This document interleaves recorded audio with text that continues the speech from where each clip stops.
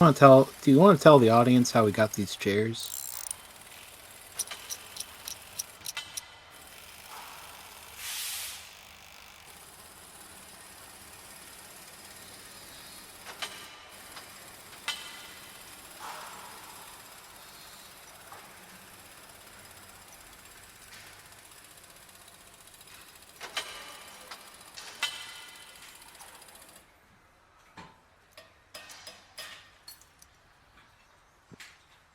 Yeah, no. It's like you're going up to the camera and be like, well, I gotta adjust this. Whoa!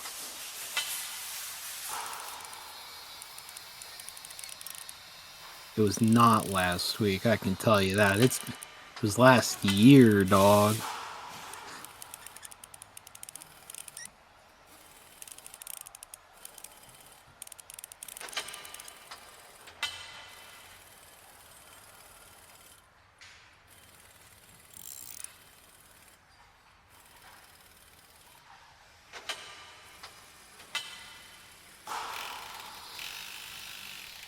And we spent it all on these beautiful chairs. And now we're hanging out at this mechanic shop. We just found it alongside the road as we were going along. We were like, probably shouldn't stay in the middle of the highway anymore. We should go to the place where all these trucks and such are parked where they can't hit us. What?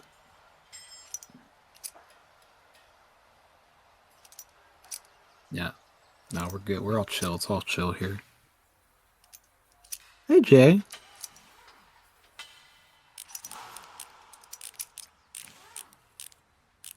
Yeah, don't look at the truck. Look at us. Oh god, I've been muted this whole time.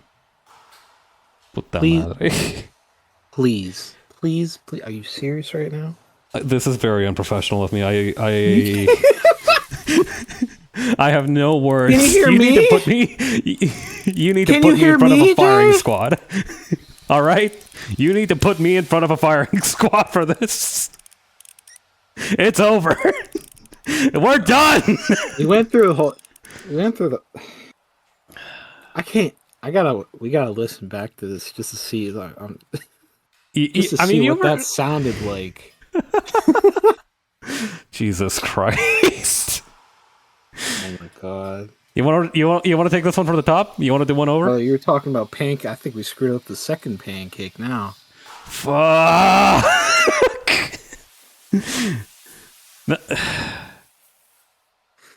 Let's take it from the top. Yeah, you know what? Fuck it. We're keeping it in though. We're keeping it in. Fuck it, we'll do it live. Fuck it, we'll do it live. All right. So last time I was hanging out with Ryan, we were just chilling out in the middle of the desert, and we got hit by a truck, which is really funny. Okay, maybe that's the wrong word to use. You had to be there. You would have laughed in the moment. You had to be there, like literally. Yeah. Listen, yeah, we got hit by a truck. So it turns out that when you get hit by a truck, even if you break the truck when it hits you, you still get paid insurance money. We use that cash to cop ourselves these fine seats and furniture. That's pretty much the recap. We've just been big chill, and I think we've just made it our life mission to psychologically torment this truck driver from now on. Maybe. I mean, he's probably like sitting in the truck right now. He's like, "What are they doing here?" He's probably a little bit scared. Me. We didn't mean to. We just ended up in the same spot. It's just coincidence. This is not going to be good for his mental health. No. So I feel like it's gonna haunt him a little bit. Yeah. But you know what would make it up to him? What would that be, Ryan? What if we took our OCs, our original characters, if you will, OC for short, yes, and then we took them and we combined them together to create a fusion? That sounds like an utterly enterprising idea. Let's do that. Yeah. Alrighty. We've got the canvases here, and right now, so the way that we're gonna do this is that Ryan and I, we set some themes, right? We set some prompts for ourselves, and each of us is gonna contribute one OC to each prompt. Alright? My prompt was mage. Just like general spellcaster, real wizard shit. All right, Shadow Wizard Money Gang. You understand the circumstances. Real wizard hours. Real wizard hours. And Ryan, you picked... I picked martial artist. Which is also beast mode. I love martial arts. So this is very much a mixture of our two loves. Or actually, Ryan, how do you feel about wizards? I don't want to. I'm actually a big fan of wizards. Really? Why do you think I gave you a galaxy wizard as a prompt last time? I thought that's just because you knew Ball. Well, I do, but I also just really like wizards. Understandable. All right. Do you want to trade OCs? Do you want to start this process? Yes, all right. I'm gonna I send say we you start mine. with the spellcasters first. All right. Want to go on 3? Yeah. Give me a sec. Sure thing. Let me just copy. Okay. All right. What's wrong, Jay? Is the mechanics shop a little bit loud? But what's wrong? Something. It's all good. I can tell them to turn it down a little bit. Yeah. Well, I can tell the machines to be just a little bit quieter. That's within the realm of my powers. That is the drawback of being in a place like this. It gets a little loud, but it's like you can drown it out. Yeah. I mean, some of these noises being are a on the little road. bit familiar. Yeah. You know what? It is better than being on the road. Yeah, for sure, 100%. Alrighty. On 3? Anyways. Yes. 1, 2, 3. Oh, she's cute. Oh. Okay, now I gotta put them up on the screen. That's true. Fuck, what's the best way to do that? Shit. Yes. It's a little tough, I don't know. Yeah. It's a little tough, I don't know. Just take them and just slap them. Well, there's like a little bit of space under. Yeah, hang on. I got this. I know what to do. They're just gonna be really small. But they are going to be pretty small. Also, Jay, I didn't even think about the fact that this would trigger your Pavlovian response from the Skyrim stream. I probably should have had a better game plan in mind for this whole procedure. I need another... Okay, there's one, and here's the second. Fuck! No, you weren't supposed to see that other guy yet. What? I didn't, dude. Don't worry. I didn't even see him. I didn't even see him. Why are you so hang on, fucking. I didn't even see him. It's fine. I'm covering my eyes, literally, because like my stream's a little behind, so it's fine. Hang on, I know how to. Yeah. Hang on, I'm just trying to make this more neat using my cropping functions. You do that. Okay. So Ryan, tell me about your OC. All right, so. This is Magnolia. She is a witch in my webcomic Sakuma.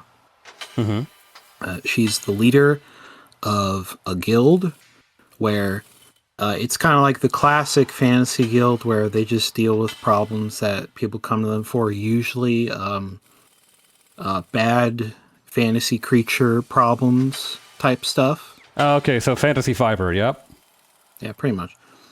But yeah, so yeah, she's a witch, and she has a little stick she uses spells from. She only knows like 3 spells. She's not very good at magic. Oh. She tries her best. And it's like her main thing, we're going into like the themes and character diving here because I believe that's going to be important for using ROCs. So like, her goal is to just like be the best leader of the guild that she can be, because she has a bit of a complex about how she is compared to other witches and leaders and all that. She doesn't think she's as good. So a little bit of an inferiority complex. Yeah, pretty much. And also, all those curves are, besides the shoulders, those are all natural. Wow. The shoulders are puffy. She's not full natty on the shoulders. No, the shoulders are puffy. Everything else is natural, though. I see. It's really funny. You got like super baggy clothes on yours, and I got like the skin tight stuff. It's it kind of just creates a giant square if we combine them together. I feel like because she has a puffy shoulders and I gave Stella puffy pants. Yo, it's crazy. This is gonna be interesting. This is gonna be interesting for me. And I'm interested to see how you do this. I am also interested in seeing how I'm gonna do that. I'm a little thankful I don't, because I'm like I don't even know where to start. Yeah. It's got like curly maybe hair. That's kind of crazy. Anyways, the yeah, hair is going to be a lot stuff. of fun, actually. I'm looking forward to the hair. Okay, so quick intro on Stella. She actually has very similar circumstances to Magnolia. She is also the leader of she's like the scion of a guild. She's like the next in line to lead a guild.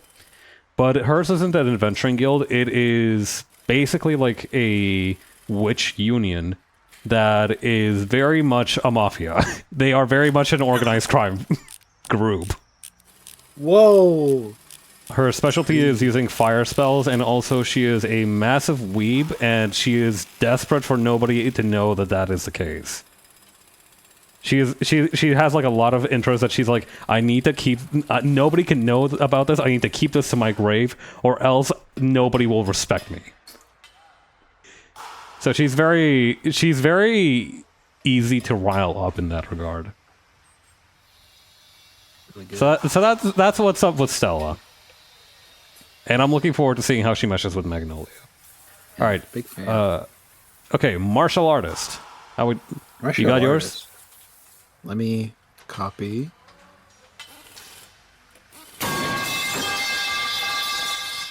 Okay, I am ready to go when you are.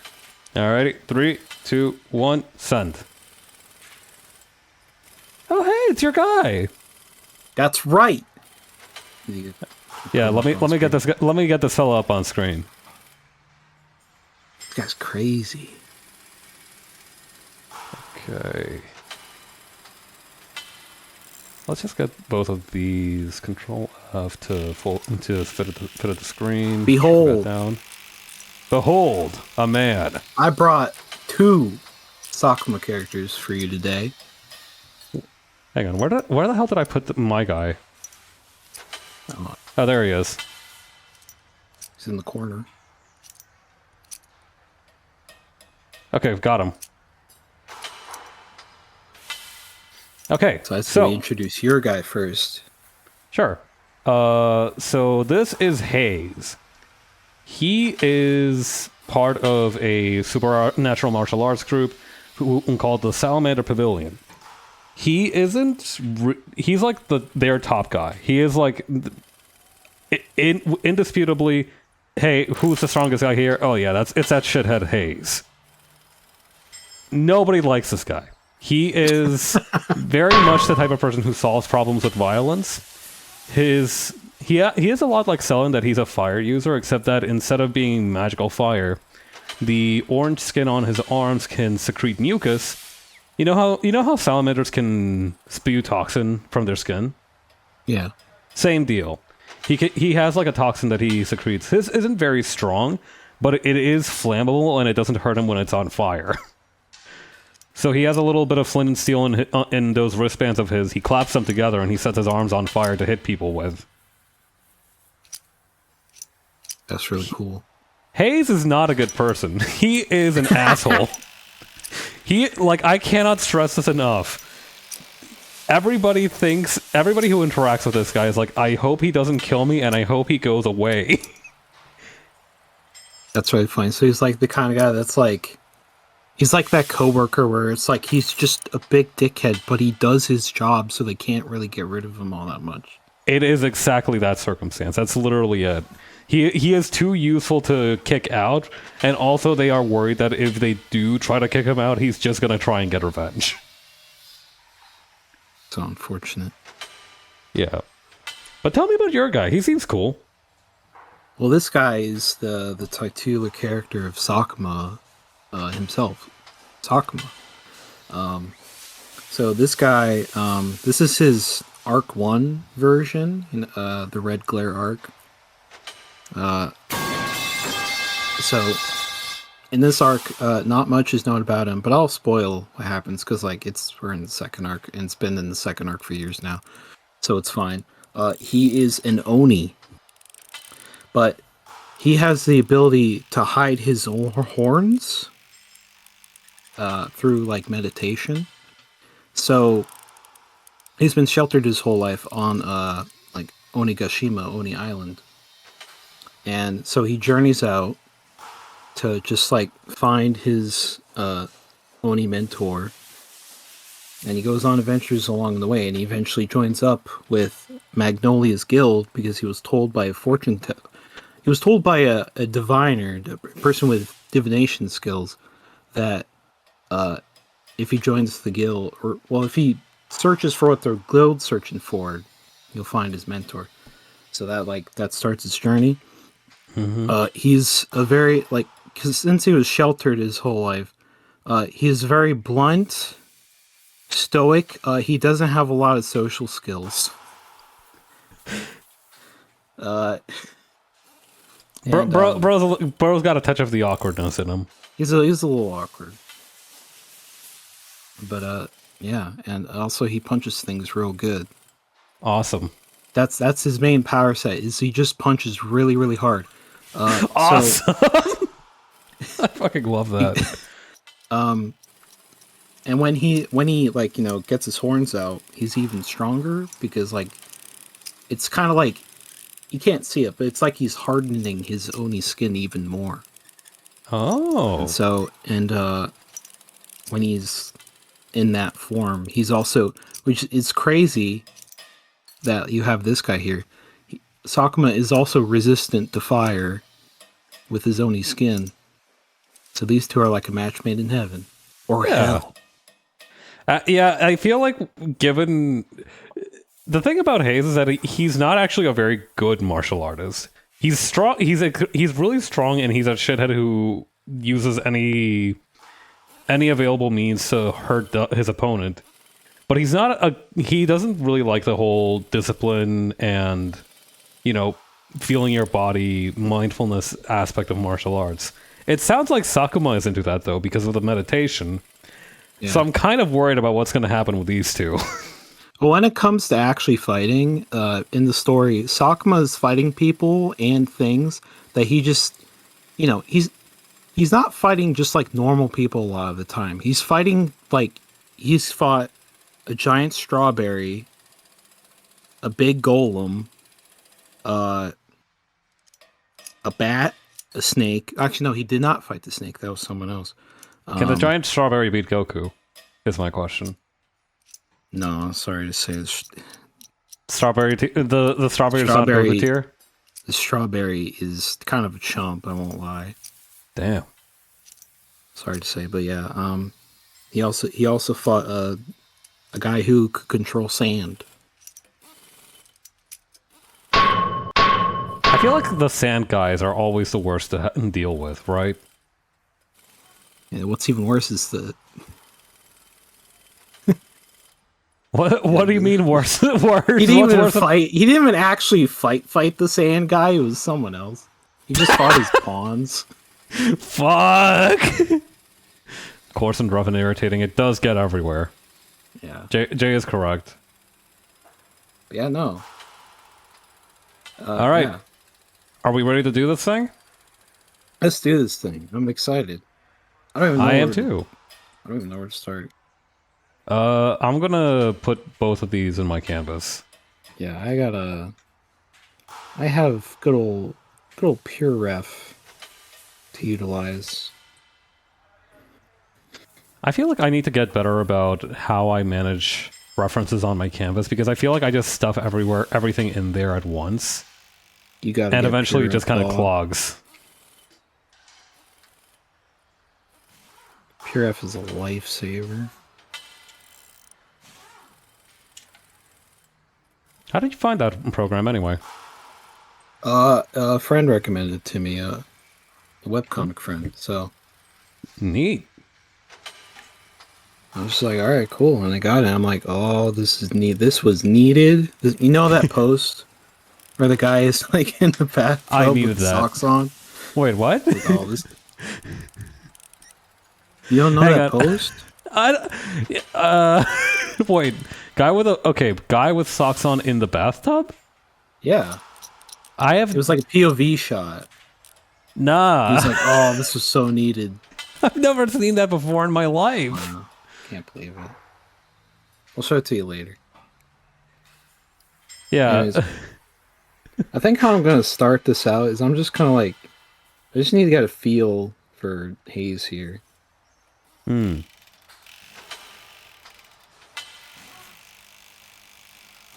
so for Magnolia and Stella, I'm thinking... Okay, the purple is going to be a big factor once I get into the coloring stage.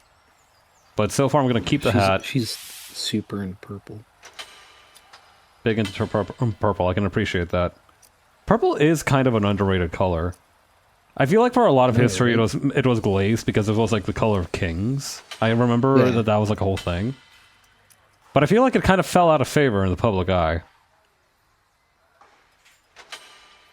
I think purple can make a comeback. It can make it happen. Maybe with Magnolia. Maybe she's the fashion icon we needed. She's got that beautiful pearl necklace and everything. She is a diva, you could say. I can respect that. I don't know. I feel like pearl necklaces, right? I'm not a big necklace guy myself. I'm not super into necklaces. I do like bracelets though. I guess I'm trying to say that I like what would a pearl necklace feel like though? Like I feel like it's just you wouldn't even feel it most of the time. Pearls seem to be pretty lightweight. Yeah. I mean, I imagine it'd just be like those bead necklaces you get at like carnivals and such.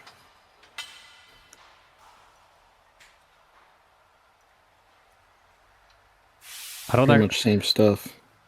This is gonna sound super weird, but the only reference that I have for something like that is like a rosary. I didn't really go to carnivals where they had like those bead necklaces. No, like local fairs or anything? I didn't really get to participate in those a lot growing up. I mean, there were a couple, but like they didn't have none of the ones that I went to had bead necklaces.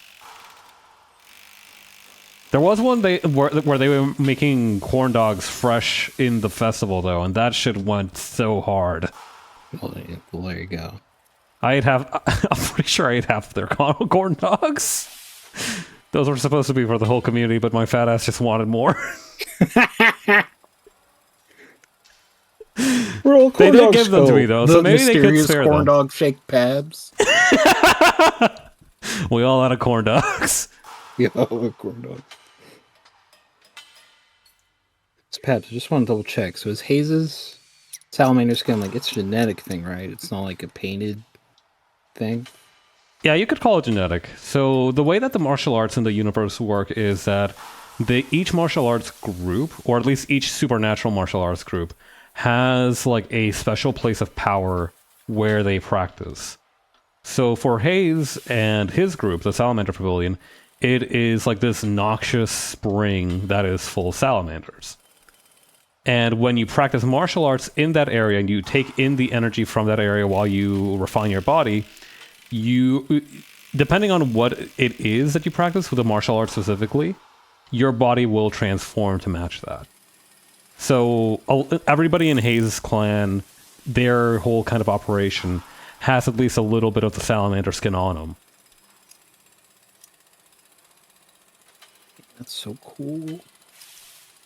Guys, you know he just came up with like the coolest fucking power set I've ever heard.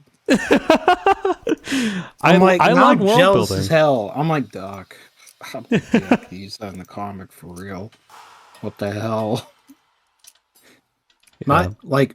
Meanwhile, my power set in Sakuma is people just have stuff. They just have powers, and that's it. There's no explanation to it.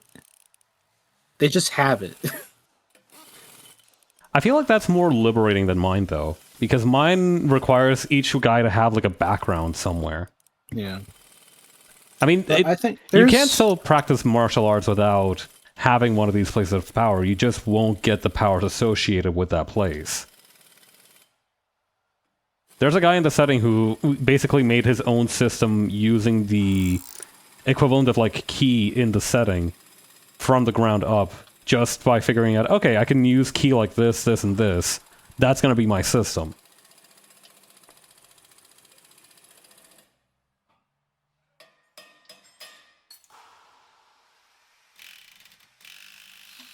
Okay, gotta need those big old sleeves. Yeah, but like, I feel as if it's a thing where it's like, if you have a good template, it allows just like there's a partial restriction to it, and restriction breeds creativity, as they say. That's true. That's pretty, beneficial. And allows. I always like the aspect of power sets that anybody could like feasibly come up with like a thing for their own OCs. I get what you mean. Where those ones where it's like really easy to be like, okay, I want to insert myself into this universe, or I want to create a story in this universe. What could mine be? And the kind of lore and dynamics of that world are just easy for that to exist in. Is that kind of what you mean? Yeah. And, and when you just have anybody can get anything, it's kind of like, feels as if there's not much room for that. But Sakuma wasn't really made for that in mind. I do have other, like, stories and stuff where there's more strict power sets. Oh, yeah? Yeah, we don't need to go into those. Sure. It's just a thing I had. So how long have you been working on Sakuma? Well, since today, this year is going to be its 8th anniversary. Wow. I haven't worked on it in a while, though, is the thing, because of job changes and adjusting to stuff, and also trying to do other projects to see if they kick off. Yeah. And they don't, and it's, I've just been kind of all over the place. Webcomics are definitely one of those mediums where it is super common to not work on stuff for a while. I say this with experience as a reader, not as a creator, but I can definitely see, having worked on a comic with Raph, I can see definitely how it can get away from you.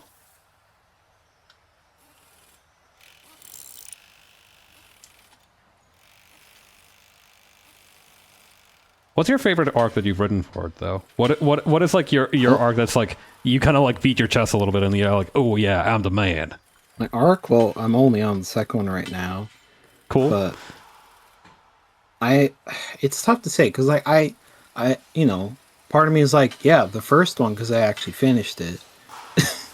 But I'm excited for what's coming in the second arc.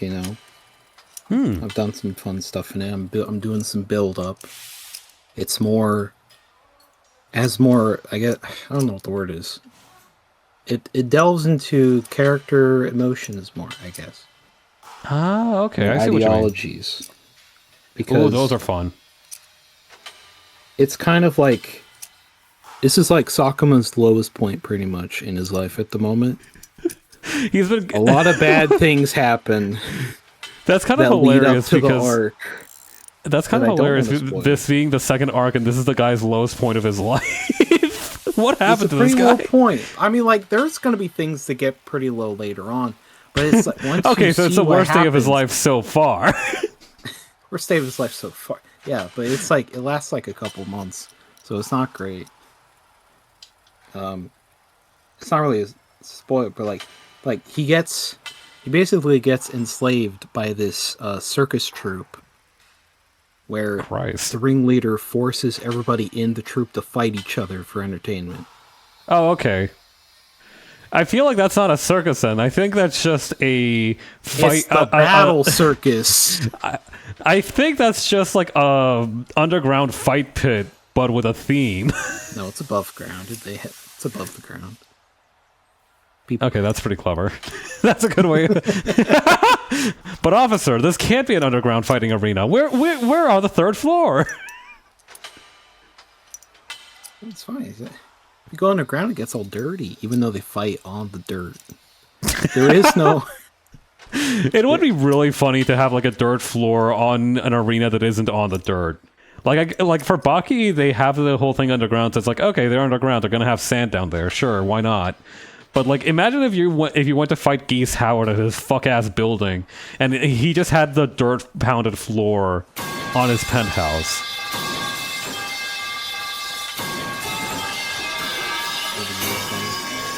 I would hate his ass so fucking bad. I would throw him out the building. I would pick him back up from the building we threw him out of and throw him down again. Mr. Bogard, get on the dirt. It's like, what? Mr. Dude, Mr. my Bogard? jeans, though, they're already ripped. I don't care. God. Oh yeah, how is the sound, by the way? Is the mechanic too loud? That's right at the same hour of silence being broken. Yes. Okay, that is working, huh? It's probably the same one, huh? Did yours also have one that has like a bunch of them at the same time going off at once? We can't hear them, by the way. This is just a background source in OBS. I put this shit through Audacity and exported it as an OGG file. Yeah, no. Pabs was like, "Do you want us to? Do you want it to make it so that we can hear?" And I'm like, "No, I don't want to subject you to that."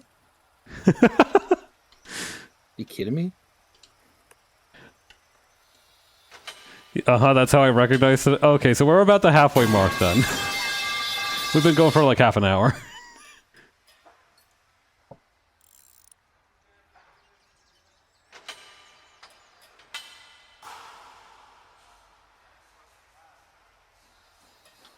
Okay, so gonna do like a corset for her because Magnolia has one, and you know what? I feel like I don't think Stella would be a corset person, but I think she would try to pick up like a vest or something. It's already a 2-piece suit, so I think like a vest would probably be reasonable. She's very odd because a lot of the time when art fight season rolls around, I'm like, I want to redesign my OC for art fight. And for Stella, it's like I think she's had the same reference since 2023. She is basically fine. Oh, I'm glad you're enjoying the discussion. Oh, that's good.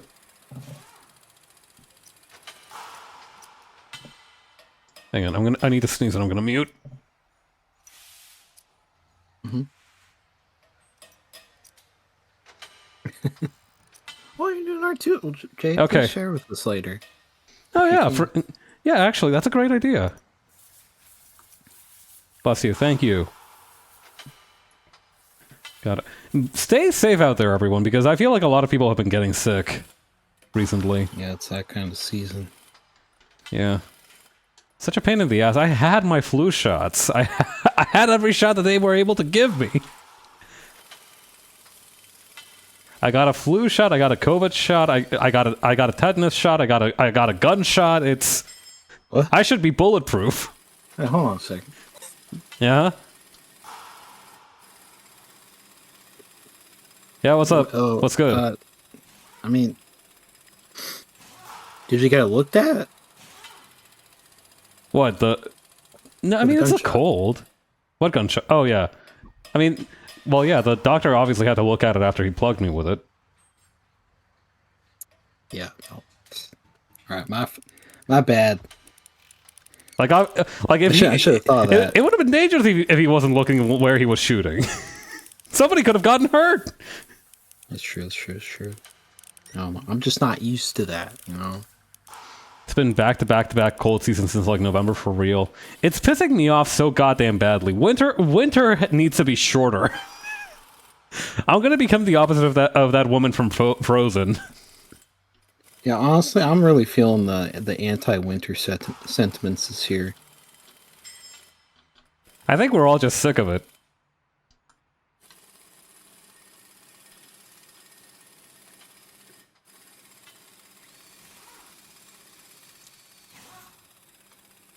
Also, I do think that the middle point between giving her the dress that Magnolia has and the pants that Stella has is probably gonna be like you know those pants that have like the seat of the pant like all the way to the ankles. Mm-hmm. It's gonna be that. Oh my god, it looks like oh.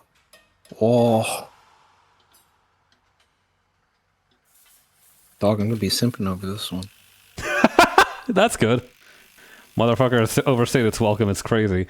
The crazy part is that I have family in places where it's like 20 degrees Celsius out, which is like 70-ish Fahrenheit, I'm gonna say. And they're like, oh man, it's getting so hot. And I'm like, yeah. That's rough. That's gotta be tough to deal with. I wish that was me. I wish I was having those problems.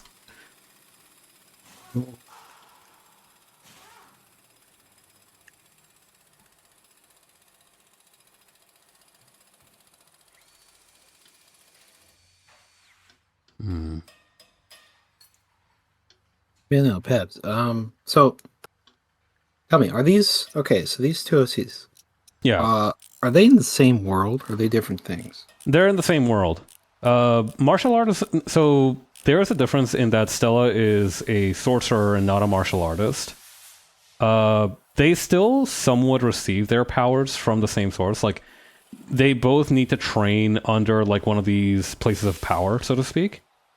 But instead of it changing the body of the sorcerer basically uses their spinal cord as a small replica, or really like as an antenna for the place of power, so that they can basically replicate its effects anywhere. So let's say you have so you remember the place that I told you for Hayes, where it was his place of power, where it was like a noxious natural spring with salamanders in it?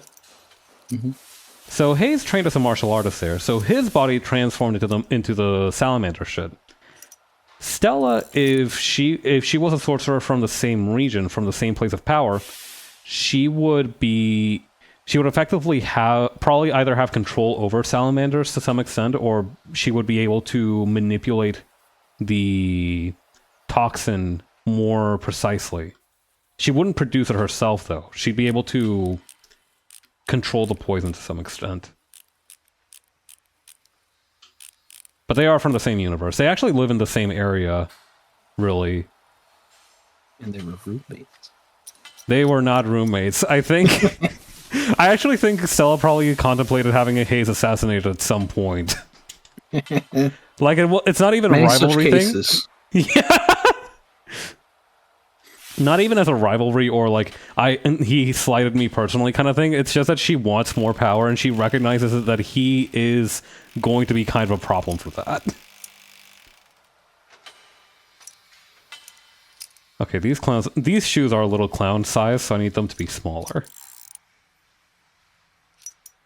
The shoes are clown tier. Oh my god.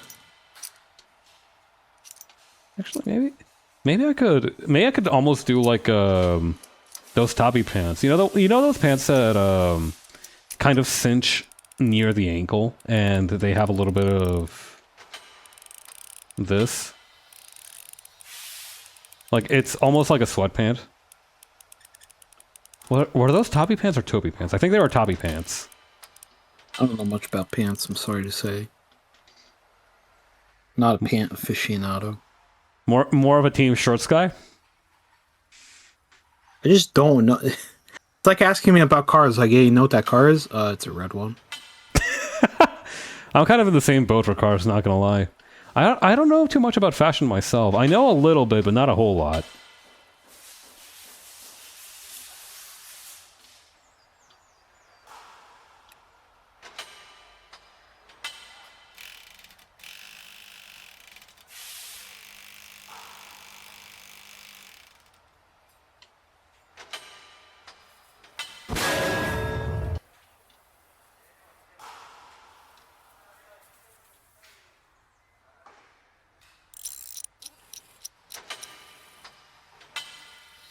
This curve is bothering me. I need to remove it.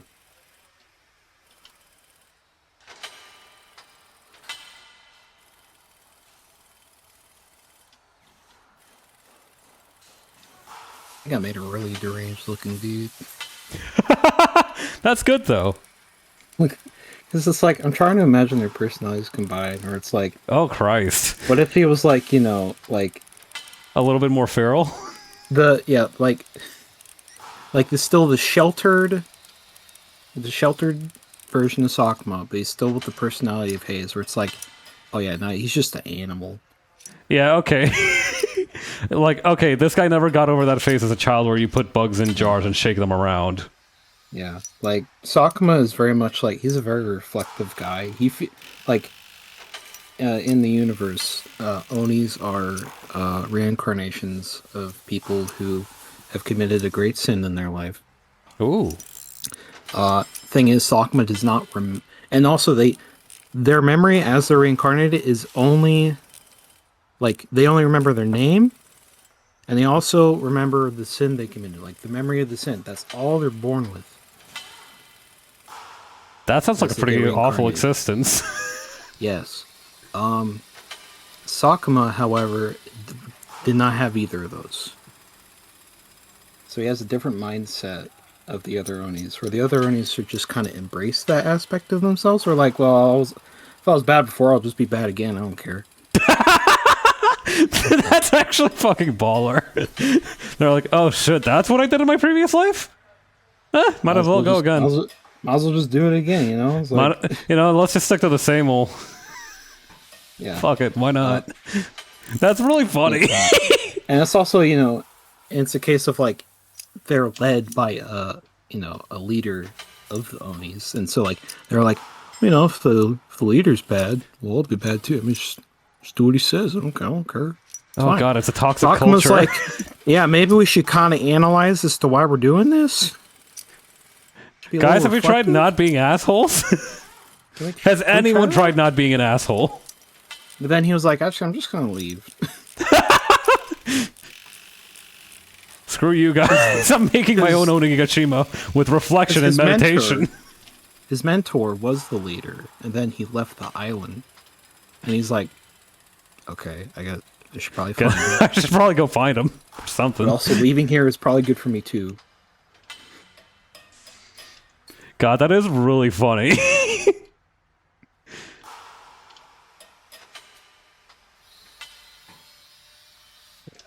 That's so interesting, though, because I feel like it's a really good twist on the whole idea of, like, oh, you wake up with your memories of your previous sins and everything. Because in most cases, I feel like that would like be an impetus to create an order of, like, paladins or something. Like, definitely people who are trying to atone for shit that they've done. But it sounds like the Onis have a slightly different approach to this self-actualization. They're just like, well, might as well keep going. Why stop here? Let's go for the high score so the next guy knows who he's fucking with. God.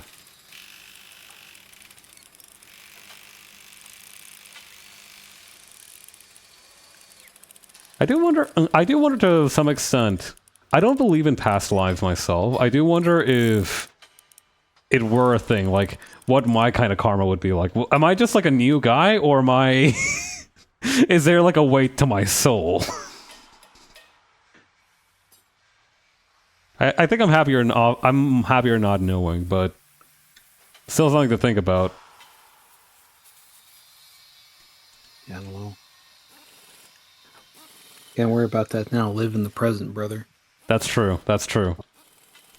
I do want to imagine that, like, when I said this, there was like if this was like a sitcom, there would be a hard cut to like medieval Italy, where a guy would be doodling anime girls on his I don't know, his fucking stylus on a wax towel and be like, nobody's gonna fucking buy into this, and just kind of erasing it.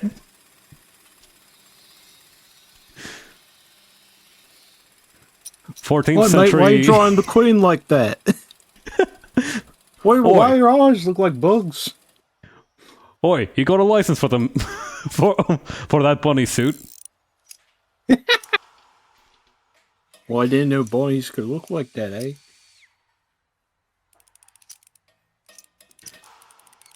Well, wait. Run me through this one more time. So they're normal humans, but you gave them the ears and tails of animals. Uh-huh.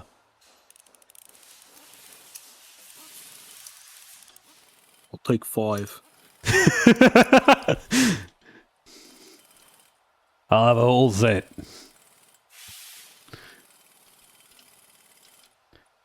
'14th century Italian Renaissance artist shocks VGen community by ordering in perfect tags. I don't fucking know.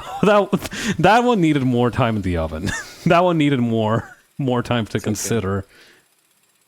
There's something there though. It's got legs. That's how jokes go. Sometimes not everything can be an improv bit. I feel like that's the case. I don't feel like I have the kind of correct mindset to have a planned comedy set. I feel like I could make material. Skits before. I have done skits, is the thing, but those were like 3 5-minute things, right? They're not particularly intensive for planning or storytelling. Like, I have a specific thing that I want to communicate, and I do that, and then it's done. I feel like maybe I should take like a comedy class or something. Couldn't hurt. Comedy is so subjective. It feels tough to take a class, you know. Yeah, but I feel like everybody has to start somewhere, right? Yeah. Rather, getting exposed to new ideas and other methods of working is probably a good way to try to make your own approach more structured. That's true. Like, I'm sure you can learn something. If nothing else, I learned that comedy classes aren't for me, and you know that'll also be my money's worth to some extent. Just take your first comedy class, and like on the billboard or on the chalkboard, it's like step 1: be funny. And I'm just like furiously nodding my head and writing this down. This is genius. Fuck, why didn't I think of that? Step 2: make the joke. And I'm just like, my mind is being blown right now. Steps here. Whoa, slow down. Are you sure there's not a step in the middle? I'll just do it. Just be funny. Tell the joke. Okay, listen. I'm not supposed to tell you this, but the secret, all stage comedians, it's all improv. People have like, oh, it's a planned bit, it's a planned set, it's planned improv. No. Listen, it's always improv.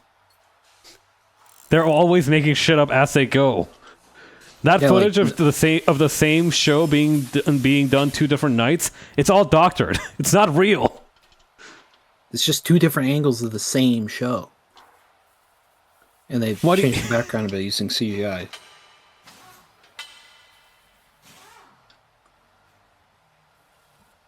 That Netflix show you've seen, only one of it. It's one of a kind. They've never made those jokes ever again. No anecdote a comedian has told they get has ever been made. assassinated by the comedians of power. Yeah, no, listen. If you ever try to redo a set or anything like that, a guy in a clown costume will pull up on your shit with like a Golgo 13 style suitcase and blow your brains out.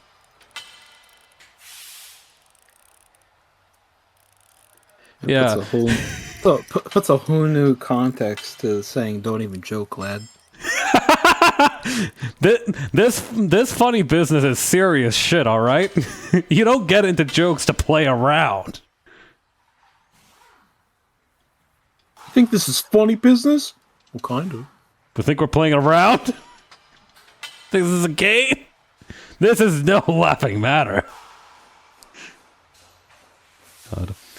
No anecdote a comedian has told has ever been made up or exaggerated. Crazy shit like that just happens to most people. I don't know what's up with you. Yeah, no, you must just live a very boring life. Everybody has like sitcom-esque shenanigans that happen to them.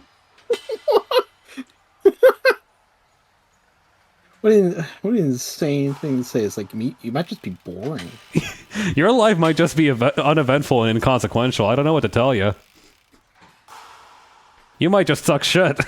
Go be a salary person. Why don't you? Jeez. Leave it to the professionals. God. I do feel like an important thing of comedians is that they do have to leave the house very often. And I don't really do that. Like, the thing is, they do make up the anecdotes, but they have to get the inspiration from that somewhere. So I feel like they do probably have to leave the house more often than I do. Usually it's their lives before they became a comedian. Probably. Yeah, I know. That's how VTubers do it, so... That's literally how VTubers do it. That's how I've done it as a VTuber. Why does this VTuber suddenly know a lot about how the inside of Walmart works? Why does this VTuber know so much about accounting?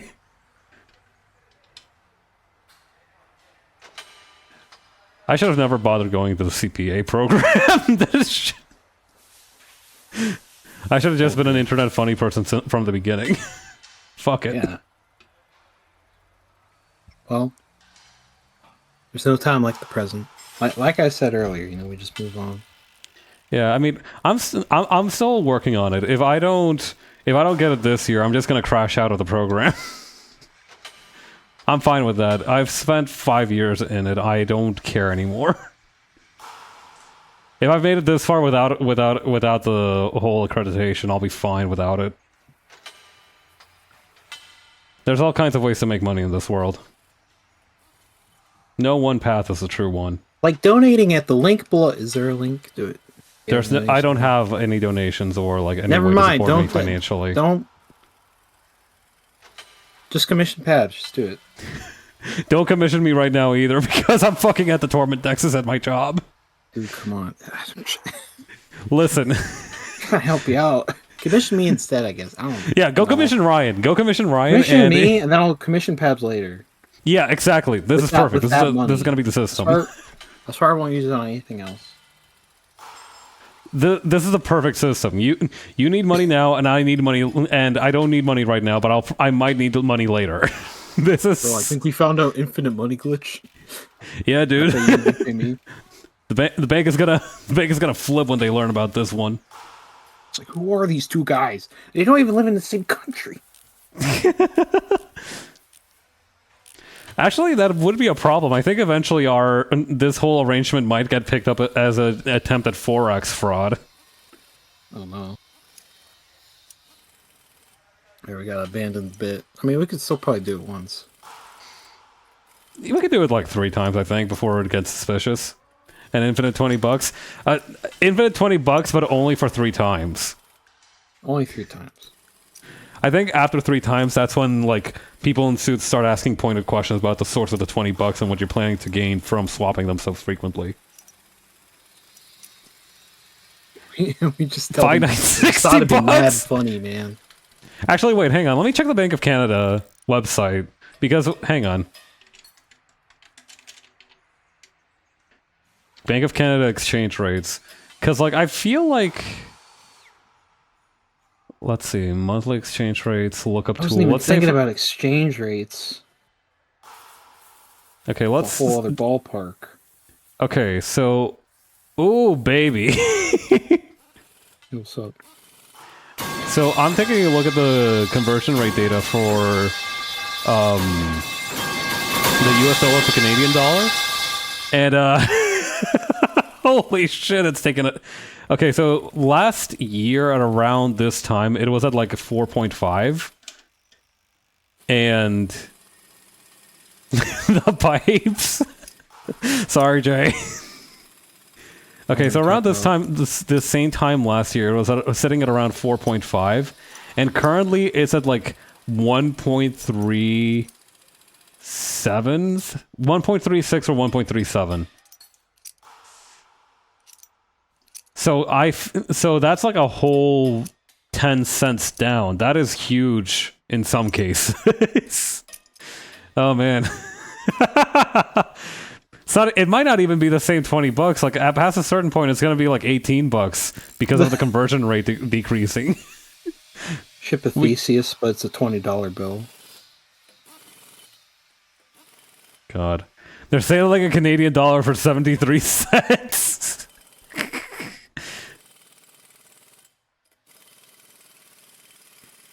Oh man, I'm used to Canadian money not being super worth a lot. This is so refreshing. Finally, you're on the upswing. Well, that's because we're in the American century of humiliation right now. Yeah.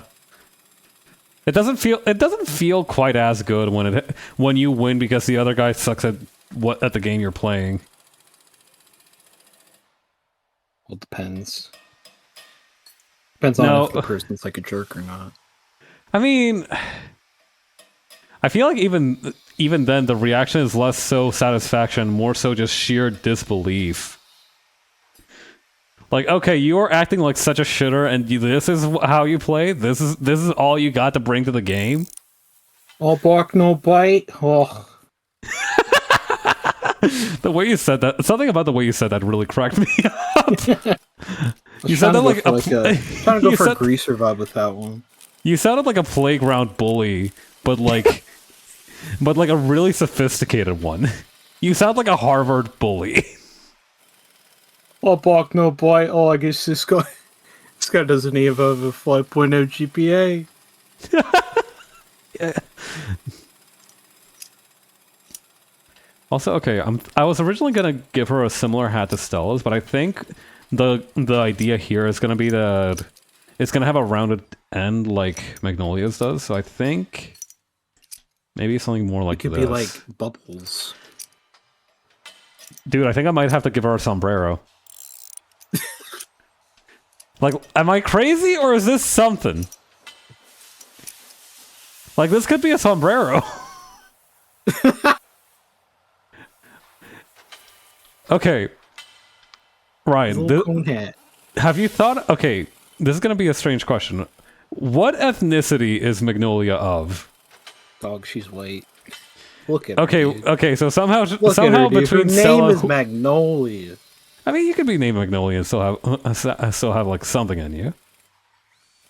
Name's just a name. She's anyway, she's specifically based on this one character from the show called Keeping Up Appearances. Uh-huh. Miss Hyacinth Bouquet. But her real name is Hyacinth Bucket. It's spelled bucket, but she wants everybody to pronounce it bouquet. Because, like, the whole show is about her wanting to be a fancy upper crust person, even though she's not. And yeah, Magnolia is based on her. But Magnolia... so Magnolia isn't supposed to be British. But she tries to have a fake accent, which can't really come across in text. But if she's ever... if I ever make anybody voice her, I would say, try to do just like a really kind of crappy faux British accent. Okay, so when you voice her, I need you to imagine she is like an American teenager who got really into Doctor Who. Yes. God, that is really funny. It's also really funny because Stella is also white, and also I'm making their fusion Latina for some reason. That's fine.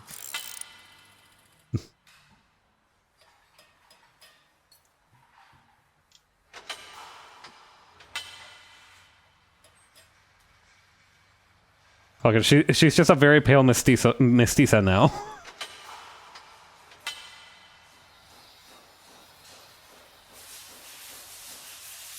Fusion is incredible. You can change someone's ethnicity in an instant.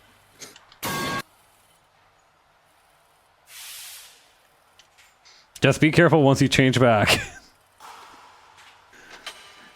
Well, listen, it's all shits and giggles until you have to explain why you're wearing a sombrero as a white person. Oh, don't mind me.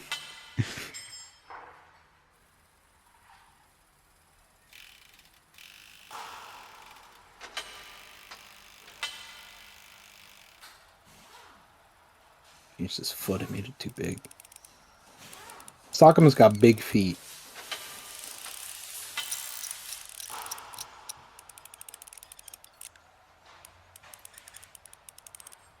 He's got big feet and big hands, and like it's really funny because, like, you know, it's a case of like, yeah, because it's cartoony, but also it's a case, you know, I'm still gonna have them like handshake with people who have really small hands, Oh my god. and nobody comments on it. It's gonna look a little bit like when you are. It would be like a hand gripping a grain of rice, really. Like, it's gonna look really out of proportion. But it's fine. It's gonna be fine. Listen, you want to be polite, don't you? You want to shake someone's hand and be polite and greet them. Shake my hand. Shake my hand. Shaking hands is actually very important in Sakuma. Oh, really? It signifies when, like, it's like I use it as a symbolic gesture showing two characters who are like legitimately like bonding. Okay, so it's like the gesture that they've. So it's kind of like It's not like a cultural thing in like the story. It's just it's a thematic thing. It's a thematic thing. I see. That's cool. So whenever you see someone shake hands in Sakuma, it's very, very important. I kind of want to do something like that with my own OCs. I have this thing where I want to give them all a jacket with like some logo or text on it that is significant to their whole thing. But the problem is that that would mean that I have to give everyone a jacket, and that's not always how this shit works. Yeah. You could at least do a symbol. Yeah, a symbol's fine and easy enough. And that allows for more customization and personalization, how each person wears it. Yeah. And maybe there's a significant group that all have jackets, but others don't. I literally do have that. Well, there you go. Yeah, I have a group called the Knights who all wear the same kind of brown leather aviator jacket with white fur trim. And the really funny part is they used to have a military function. They don't anymore. They're basically the equivalent of bus drivers.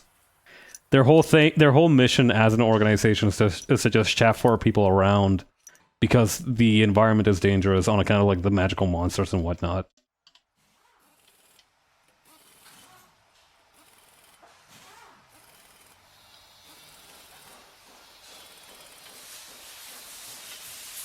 Okay, liquefy. Bring this up a little bit.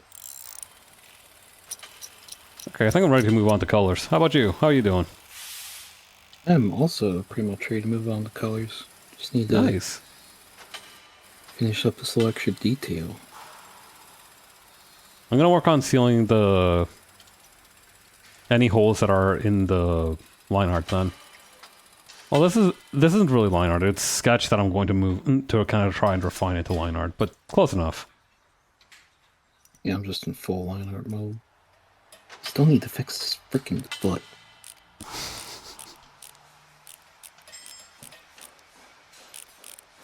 Just need to redraw it.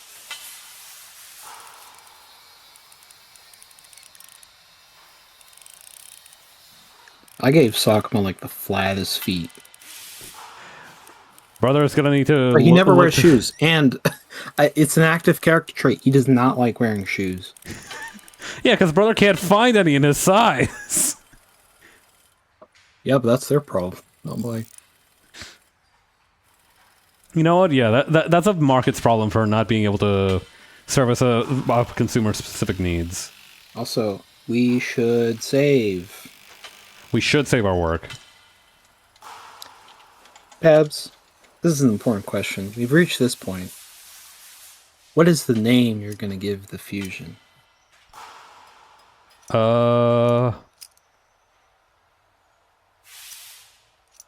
Usually, okay. I don't know. Do you want to try and give them a unique name, or do you want to try mashing the names together? I'm mashing my names together. Okay, I'll do the same thing then. So Magnolia and Stella. If you don't think it can work out, it's fine if you want to do something else. I'm trying to think about how... Hang on, I need to write these down. I need to write down the actual letters.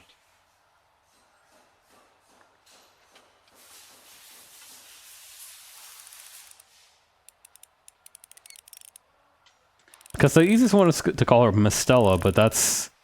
sounds like a weird name. I just got a really easy one for mine. I'm just like, it's Hazuma. That's really cool. Actually, Hazuma. That's it. That's it. We got it. That's it. Yeah. Easy. Easy.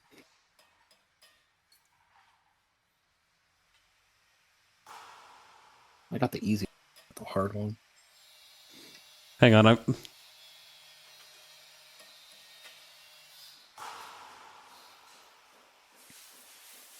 Okay, I did it.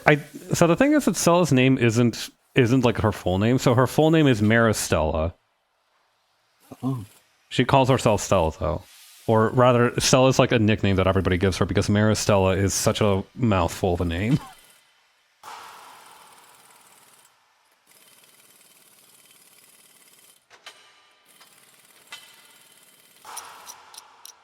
So Marisnolia, I think, is going to be the combined name. Or Snolia. Stelia? Fuck! Yeah, that's tough. I think you might have to try a different approach. Nah, she's Snolia. Snolia. Because, like, that name just invokes, like... Reminds me of the word snotty. Like, she's just snotty and snooty. Jay's right. Stelia is actually fine. Hang on. Stelia? Stelia is actually just Let's just fine. rock with Stelia. Yeah, Stelia is good. I think I was trying to overseason this. Yeah. Put your hand off the spice, sir. Yeah. Turn down the heat a little bit. We don't need to cook with that much fire. Yeah.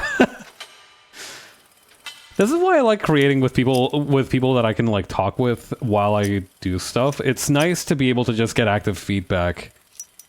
Because I feel like it happens frequently, at least for me, where you try to think about a lot of different possibilities and a lot of different avenues.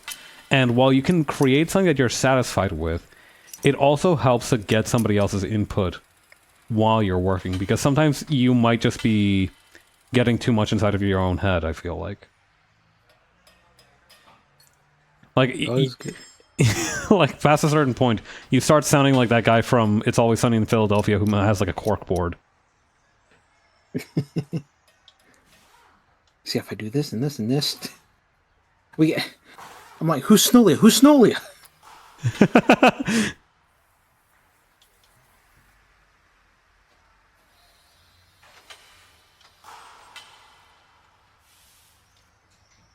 I've never actually seen It's Always Sunny in Philadelphia. Have you?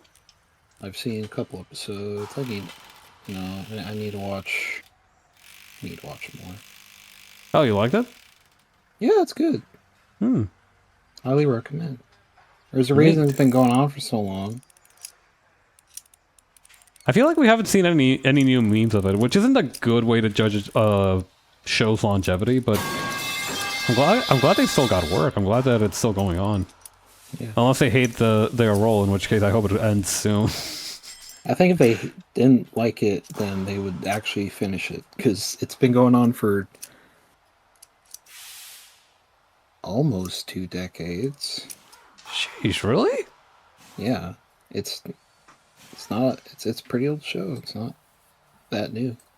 Huh. I mean, I guess, needs must when the devil drives. It could just be that they need the money. In which case, it's probably good that the show hasn't ended again. Mm-hmm. Keeps Danny DeVito out of trouble, at least. Yeah, it's kept him fed, which is, always a plus.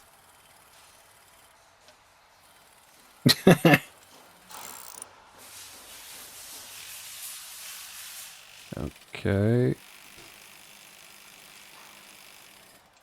Plus, whoever that Luigi-looking motherfucker in the show is, I forget his name. Carly. His name's Carly? Charlie, not Carly. I was gonna say, I remember there were a couple guys. There's Curly? We got the motherfucking Three Stooges in here? What's wrong with that? I don't know. I just wasn't expecting them to be there. Like, if you see a polar bear wandering around in the Atacama Desert, you're gonna ask some questions. You're gonna be a little bit thrown off. I got a question about Haze's hair. What color is it? Is it just white? So he cuts his hair using the toxin. And so he's basically just destroyed his roots completely. Oh, okay. So it's like bleached, fucked up. Yeah, it's bleached. Stuff. It's Right, it's cool. like it's bleached. All right, we're gonna do. Yeah, he bleaches his hair using his own toxin, which is why his hair looks like that. And also, he cuts it off using the same toxin because it can cut through hair. We're gonna do this. That or This he is a uses a knife. I fusion. don't know. He's still gonna have some brunette roots. Not really roots. It's the opposite. I'm just gonna say, like he. Oh, he's gonna he have still like pudding bleaches his hair? but not as much. He's too far. Like he doesn't care. He just keeps it down as much as he can.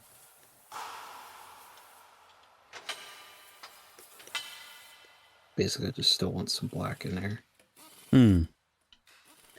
I kind of like that look though. When a character has like blonde hair, but but maybe their roots aren't done just yet. Yeah.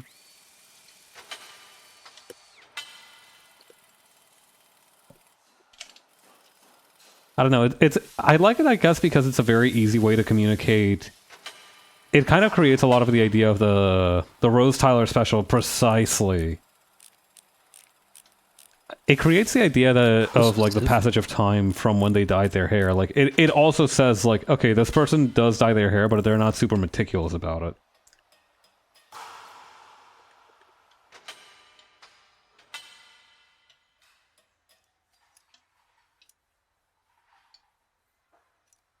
Just gonna color it.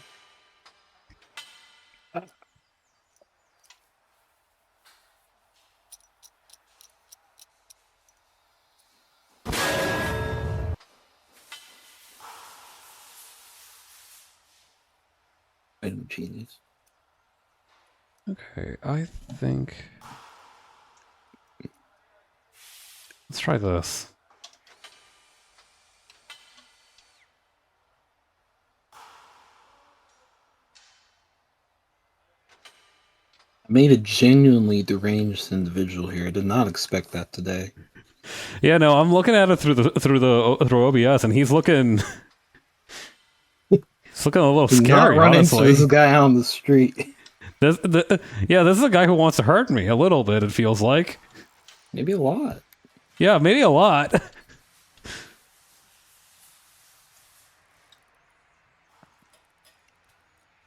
Alright, I figured out his skin colors, which is the easy part.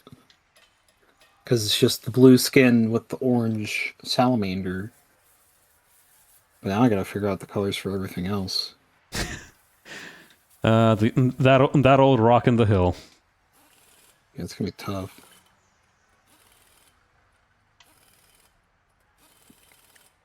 You have to think. That'd be like a...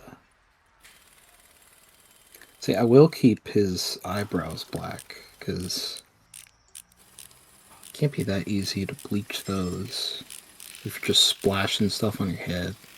I feel that's such a harrowing experience to think about having.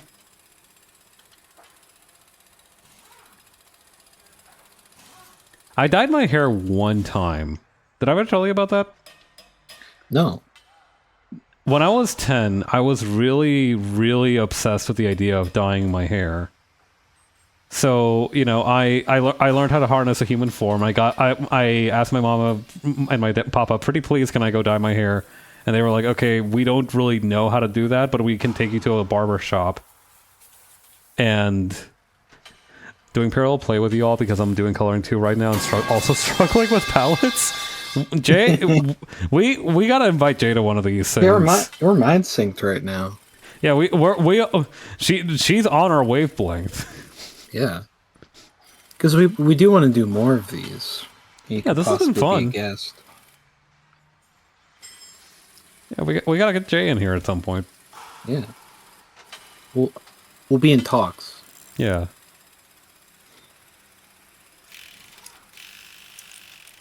Oh yeah, right. The story about how I dyed my hair. Yeah. Thinking to be sick to be on, but def not on either of your levels.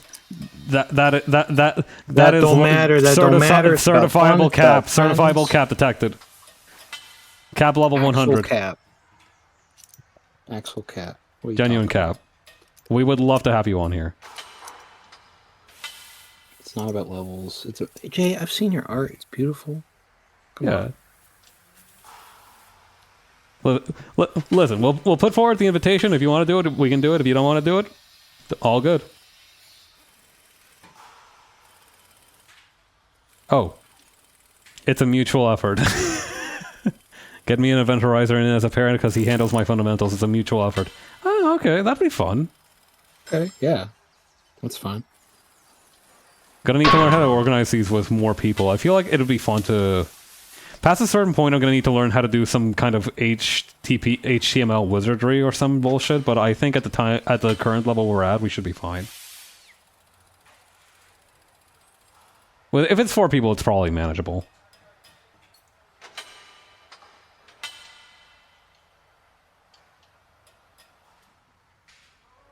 But yeah, something to think about for the future.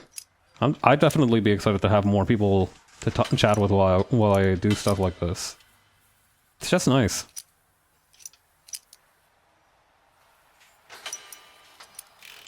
So I keep derailing your hair dye story. Listen, this is much more important than the hair dye. Talking with people about plants and whatnot, that's also fun. I should probably finish that story though. Anyway, I got a big old blue skunk stripe down the middle of my forehead.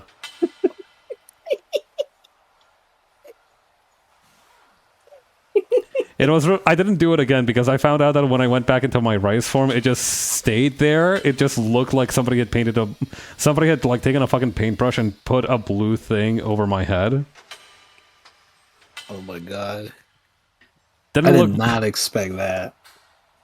Yeah, no, I got a blue skunk stripe right down the middle of my head.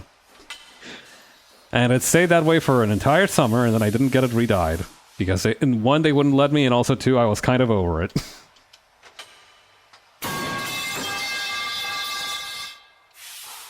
I expected it to, give me more mystical capabilities or something. I don't know what I expected from dyed hair, but I didn't really get what I was expecting out of it. Listen, I was 10 years old. I had black hair my entire life, and everybody around me had always had natural hair colors. I was expecting hair dyeing to do something. Alright. I don't know. Have you ever dyed your hair? No. Have you thought about dyeing it? I was just never interested. That's fair. I never really cared about having different colored hair at all. I can't even think of I never saw any characters or anything that was like, yeah, I want to have that hair, or I don't know. There was also maybe this influenced me. There's an episode of Sweet Life of Zack and Cody where one of them dyed their hair and it looked like crap. And maybe that subconsciously influenced me into never wanting to dye my hair at all. Oh my god, you got got by the Zack and Cody Dare episode of hair dye. Yeah, I can't believe it. That is really funny though. That would be really funny if that's a subconscious reason for it. It would be funny. I don't know if that's the case, but that's the first thing that came to mind. I'm like, oh yeah, I remember that one. Blue hair does let you cast ice magic if you know ball, which I did back when I had it. Damn. Really? Fuck! Alright, hold on. I should have been on those tomes instead of what was I doing that summer? I do think that it was blue hair in that episode. Everything is coming full circle.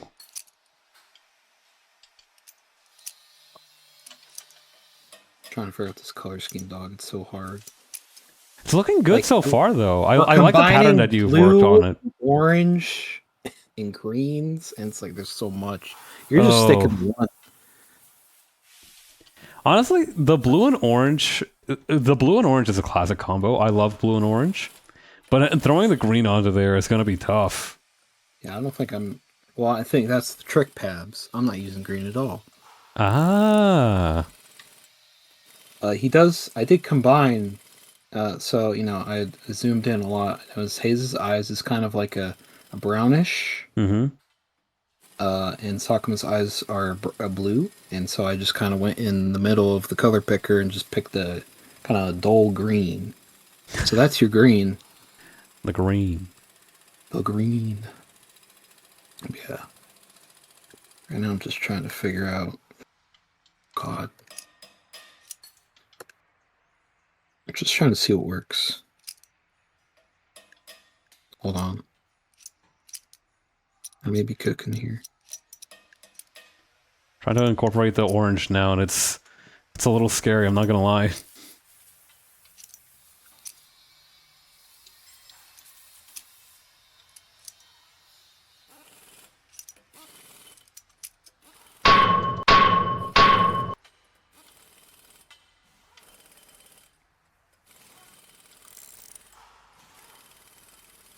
Currently trying to find shit to go with a very vivid Red Ranger ass red and having no luck. Oof.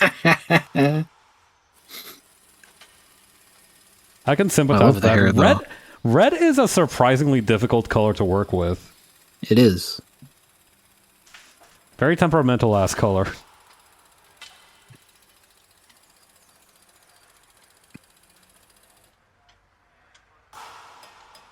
It's one of those colors where like you need to tone down the other ones that you're using just so that the red can exist.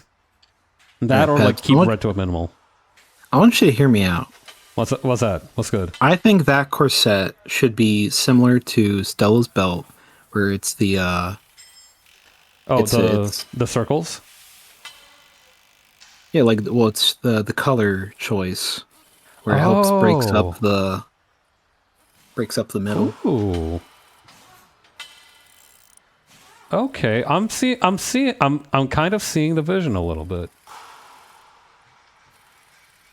Maybe not blue, but something else. Yeah, maybe something else.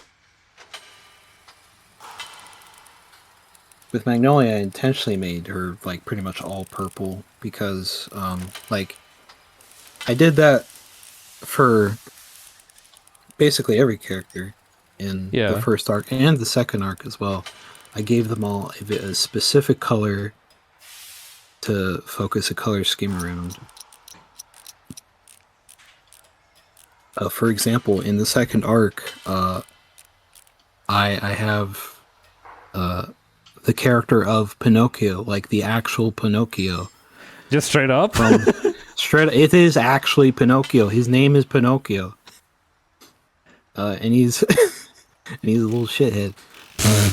In the story, he's like in between turning back from a donkey into his normal wooden form. Yeah, not human yet. Yeah. His normal, I guess, puppet form, you could say. It's not. Mm-hmm. He's just a wooden boy. He's not meant to be a puppet to start. I mean, he could have been a puppet. I don't know. I don't know what the... Maybe that's a Disney thing. Who knows?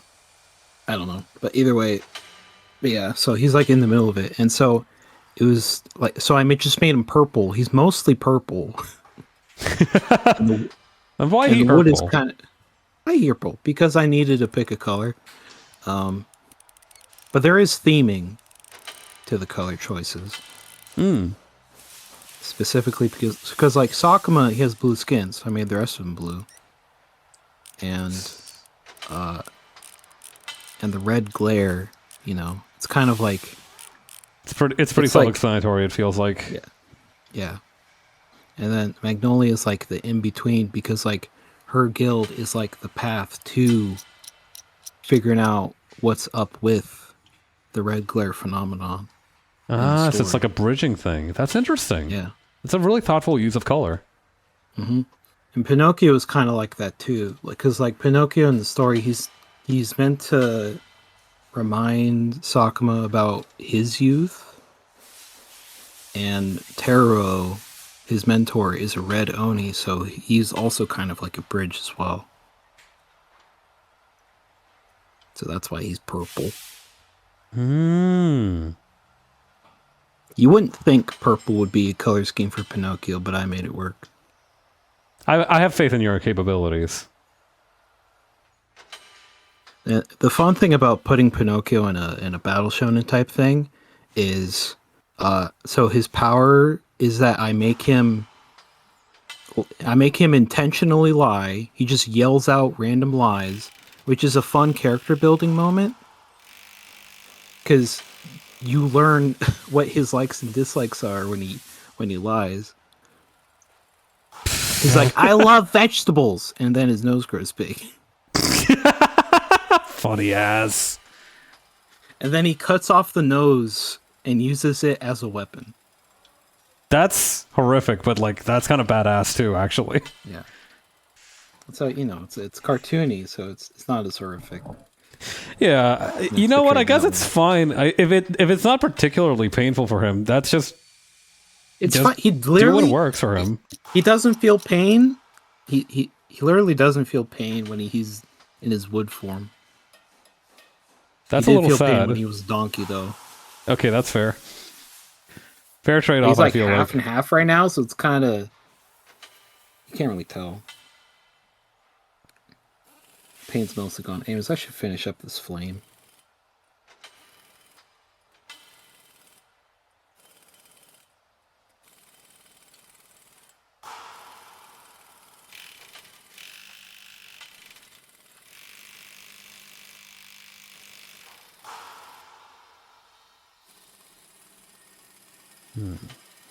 Yeah,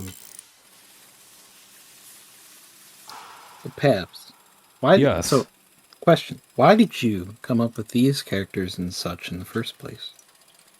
For Stella, it's because like she's the, you know how in some series they have like one character who's like, okay, this is the character who's supposed to represent this archetype.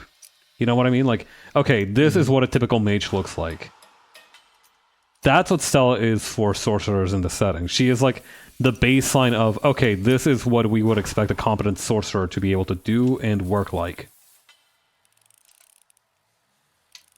For Hayes, I do actually have a couple of other... What was that? No, I just said a C. Ah, okay.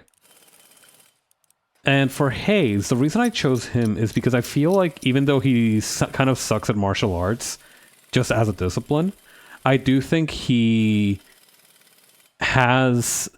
I didn't want to pick Roland, just who is like my other main martial arts guy. You've drawn him before. You drew him, I think, as part of like an honor deal. Yeah, no. Oh, no, the question wasn't, why did you pick these for this prompt? I meant, why did you just make these guys in general? Oh! Okay.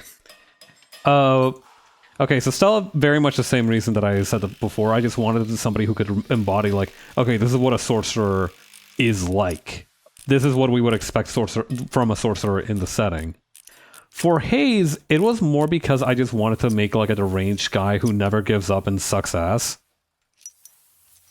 Like, I just wanted to make a guy that sucked so fucking bad, but he kind of has, like, an unrelenting spirit.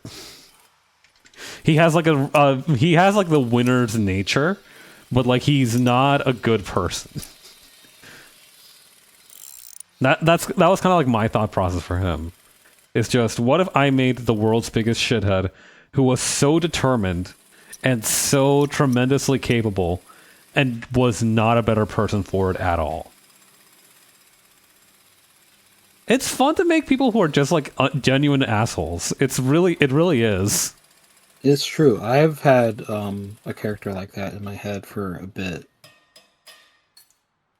Not even necessarily assholes in that they're unpleasant to speak with or to interact with, but just really that their whole thing is just making situations worse.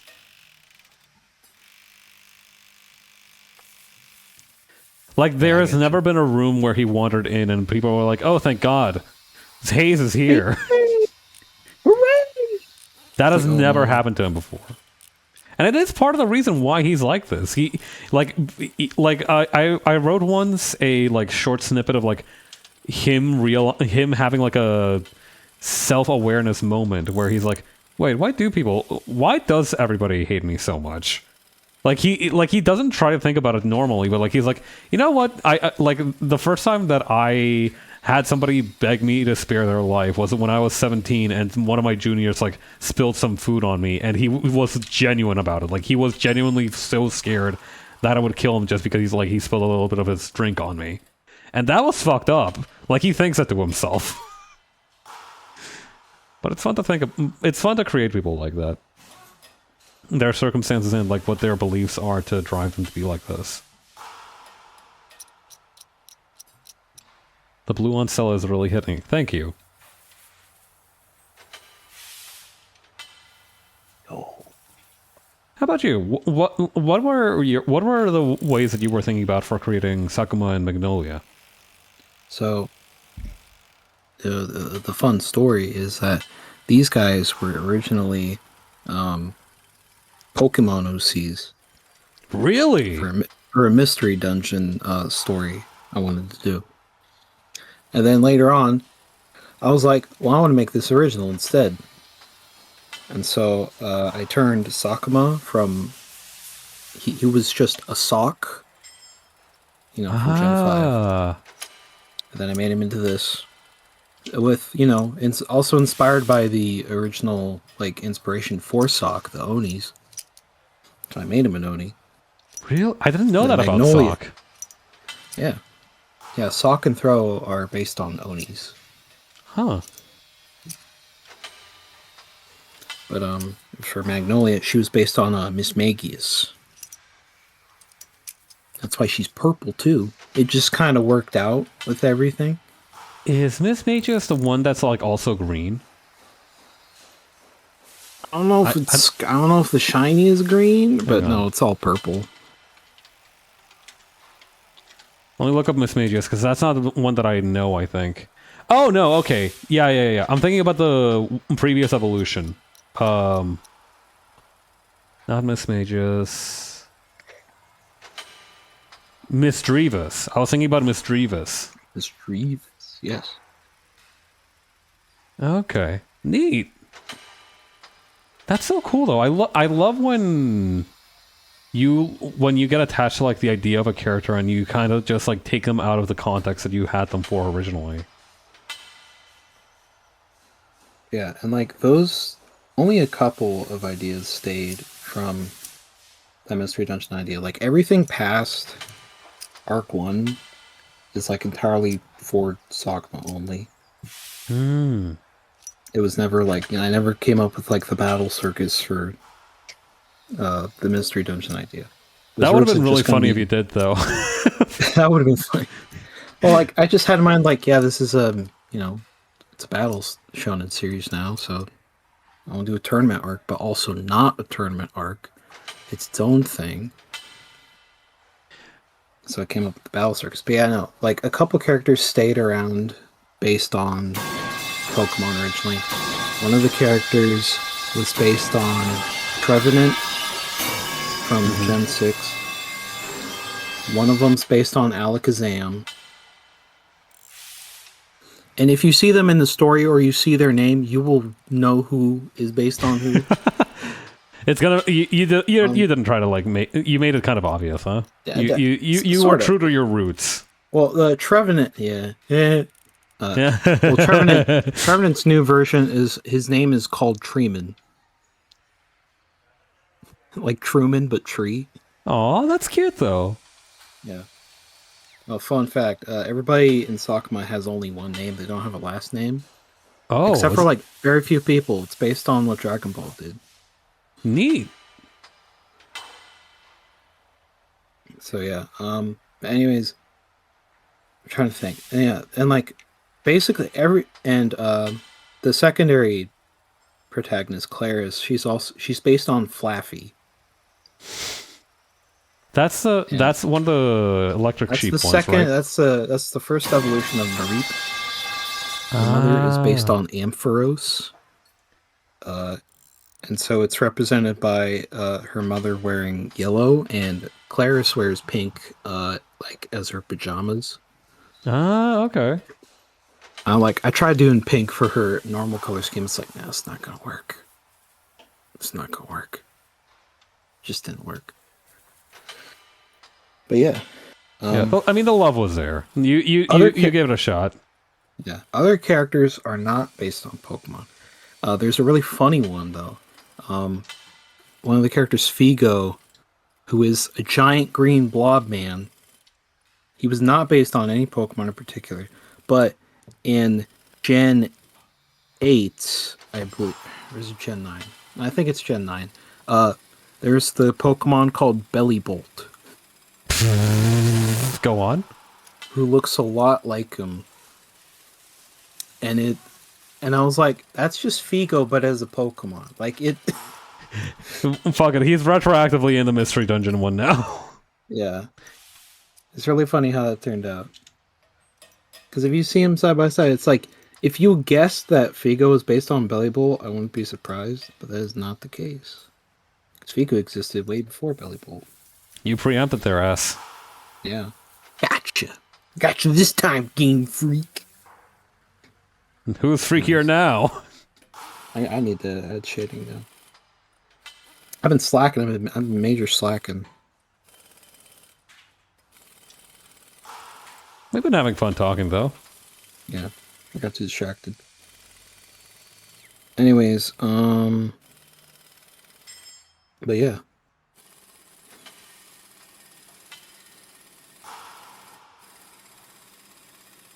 So, like, for your characters, what do you want to do with them? Like, do you want to make a comic, or just doing?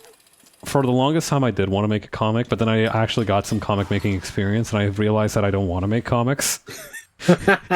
I realized that shit kind of sucks ass, especially for the kind of scope of story that I'm thinking. Oh, trust me, brother. I know. Yeah, so that was a nice wake up call. I'm really listen. It's sad that I'm never gonna be able to make this as a Well, I shouldn't say never, but definitely it won't be just me if it happens. Right? I'm definitely gonna like have at least a few people helping me out making this if it ever becomes a comic. But I'm really grateful to for working with Raph to kind of understand that I'm not built for this life. Listen, I got that dog in me, but I am not doing all that. He's been barking for years. I got that dog in me, but his bark ain't that loud. Nah, I get it. Yeah. I'm kind of at the point where I'm like, yeah, I don't really know if Sakma will ever be properly finished. Here's the thing. I had 7 arcs in mind. I'm on 2. 8 years in. And I haven't even worked on it this year. Yeah. Or last year. Because I got things happening. Right. You know, you've had a busy year. It feels as if my life is only ever going to get busier from here. Yeah. So it's a really tough call. You know, I do want to go back to it eventually. Yeah, it's gonna be waiting for you if ever you decide to go back to it. But I did kind of like weigh those options in my mind. And I was like, yeah, no, I'm not creating a long form webcomic. I might make short form comics about them here and there. For the time being, the story's just in my head. I have flirted with the idea of making a visual novel. I have flirted with the idea of making an RPG Maker game. None of those feel quite right, but I'm thinking I'm weighing my options. If I do anything with them, it definitely won't be for at least until 2027 at minimum. But that's kind of where I'm at with this whole thing. That, or I might just make it into a TTRPG universe. See, that's always, I feel as if that's a good way to go. Yeah. I'd love to make a TTRPG someday with some idea I have. Maybe not. I think Sakma's a little too loose to make a TTRPG out of. See, that's one of the things, though. You remember? Like, we were talking about, power sets earlier. Sakma would not work well as a TTRPG because of the whole aspect of you could have any power you want, Yeah. TTRPGs are perfect for power sets that have strict rules. Yeah. For me, I also just like the ability that TTRPGs give you to create a world that that somebody else creates a story for. Yeah. If that makes sense. I think what we've discussed today, I do think that this specific story could work really well. And you could always make tie-in stuff for it. Yeah. Fuck it. 5 years. 5 years out, I make a fucking TTRPG and publish it for $2 on itch.io. 3 years later, I make like the Undertale of RPG Maker games. That doesn't feel like a fair comparison. But basically, everybody's like, "Wait a minute, this used to be a TTRPG," and I was like, "It used to be neither." This is just like the product at its lowest possible production value.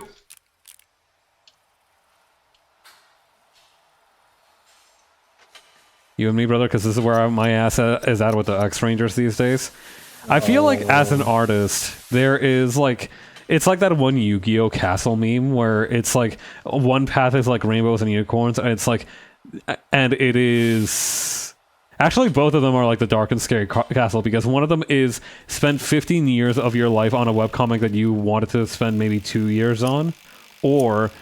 The other side being the product is never going to be realized in the way you wanted, but at least realizable in a practical way. And it's hard to say which.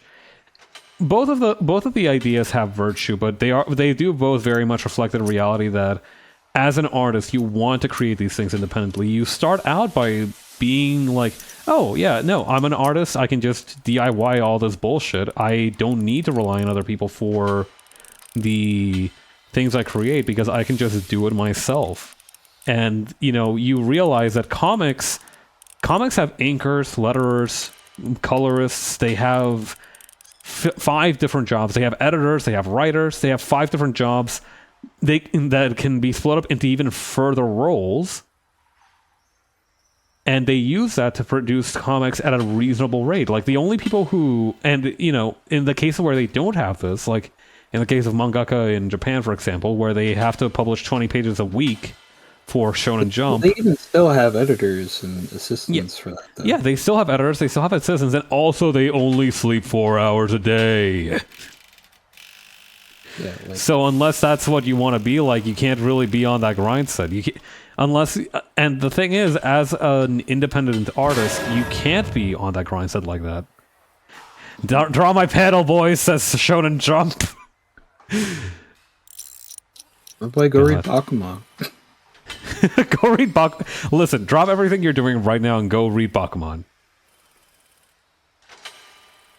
Go read Bakuman right now, and you see this, and it's so fucking funny because you're reading through Bakuman. Characters, just enjoy the journey. Yeah, the funniest thing about Bakuman is that they do very much talk about like, oh yeah, the ratings basically decide whether you live or die in Shonen Jump, and like they only pay attention to that and only ever like maybe gloss over the fact that the characters are getting 2 hours of sleep a day. Yeah, it's fine. Don't worry about it. It's such a fucking problem. Listen, Tatsuki, for the crimes he's committed against me, Tatsuki Fujimoto's gotta pay, but not by like shortening his lifespan. Yeah, that's the thing as well, that even if you do end up sacrificing your health, your well-being, your everything for the story that you're writing, that's not even a guarantee that you'll necessarily be successful or have a job next week. Yeah. Someone give me $1 million and I'll produce 75% of the greatest independent tokusatsu webcomic ever and then run out of money. Yes. Yeah, like, it's always a crapshoot, especially online.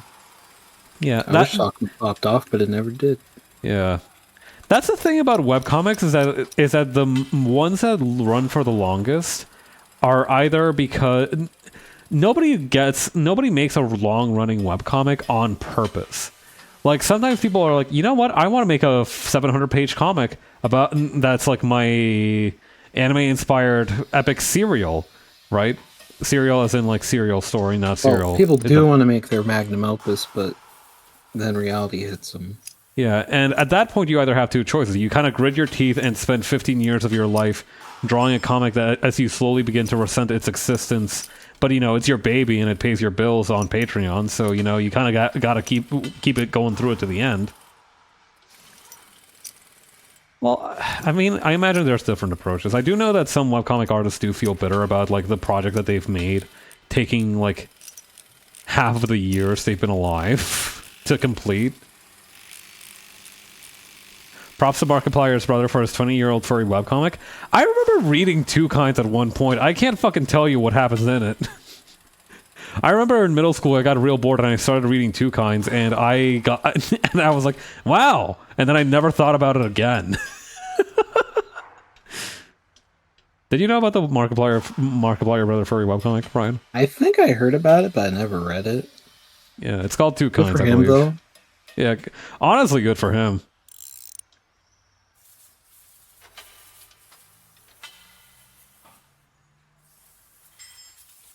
I do think that that what's fascinating trend about YouTubers, I feel like, particularly with like the really big ones, is that invariably they'll try to get into some kind of creative field that was outside of the scope of their original body of work, right? Like, you know, Markiplier made Iron Lung. God forgive me for bringing this guy up. Logan and like the Paul brothers, they got into wrestling. I fucking hate those guys. What do you have two first names as your full name? That's what you're mad at them for? There's other things I'm mad at them for, but like that's the main thing. That's not even the main thing, but like that's something that I feel like is fair enough to bring up.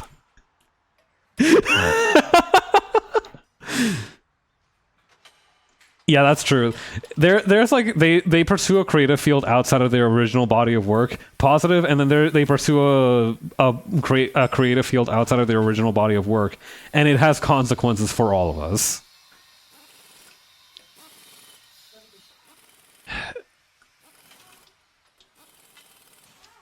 It's really one of those situations where you can't really be happy no matter the outcome. It is, as they say, what it is. It is what it is. They say it is what it is, but what even is it? That's a question for another day.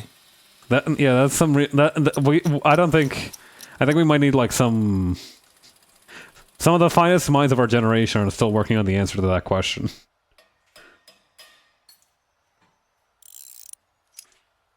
Yeah, Logan Paul fucking up the WWE main event scene. They're doing a perfectly fine job of fucking it up of their own accord. He doesn't need to be there to kind of accelerate this.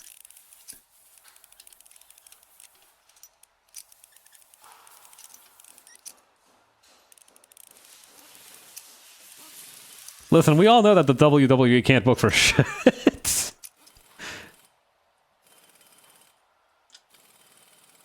They don't need any help becoming worse. They've got it handled.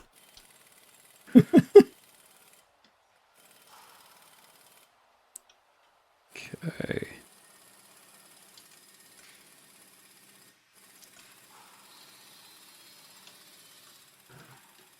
At least I haven't heard anything about the other one ever since he got his jaw broken by that one dude. I think that was the one whose wife is in the Olympics. Really? I think. Wait, she's in the Olympics? What the fuck? Yeah. This is the first time hearing of this. She's a skier, I believe. Did you know Ecuador sent a guy to ski in the Winter Olympics? Yeah, like just one guy. Literally one guy. He had to carry the flag and everything during the main, during the whole thing. They couldn't even send another guy just to carry the flag. God. Like, you don't even have to do good, bro. Just carry the flag. That's what you're here for. I can't even bring my buddy Pedro to carry the flag with me? Come on. Not my buddy Pedro? Come on. Literally, bro doesn't need your help to book bad wrestling. No, he does not. Did you hear about the Olympic hockey outcome? Oh, I think the Canadians got spanked by the Americans, didn't they? Please? Listen, Canada's been great to me, but they need to be knocked down a peg every now and again. Damn, that's crazy! 2-1 in overtime? I need to do a wellness check on some of my coworkers come Monday. I need to make sure that they're gonna be around for like the Monday morning scrum. fuck, that's really bad, but also kind of funny. But also, I can't even be happy about it because it's the Americans who did it.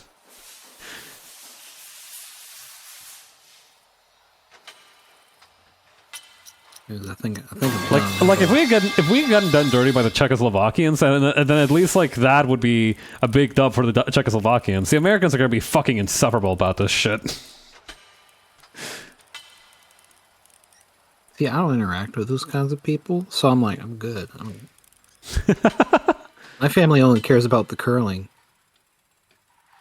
Fuck. Why is curling such a big thing for the Winter Olympics? I feel like every time I flip on a television that has the Winter Olympics on it, I see some motherfucker with a tiny broom just like dabbing away at the floor. I mean, you gotta do what you gotta do, man. That's true. Also, how long have you been done for? It hasn't been that long. Just like a couple minutes. Okay. Well, let me. You're just putting on the finishing touches, I see. Yeah, this is like pretty much done. Overtime. I need to. Yeah. I was just yapping while I was working out what I was saying, so I was like, I was really out of it. I'll also do a gradient background.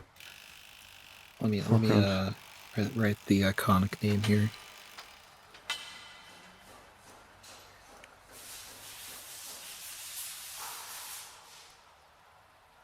I'll also boost Stelia's name.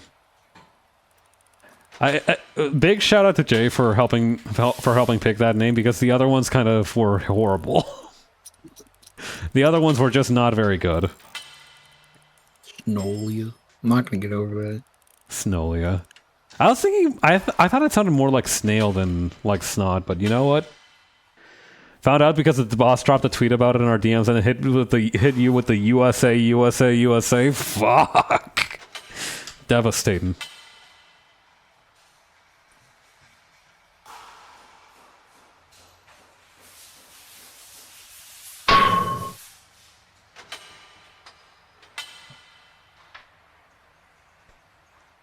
The eagle emoji on that is sick work.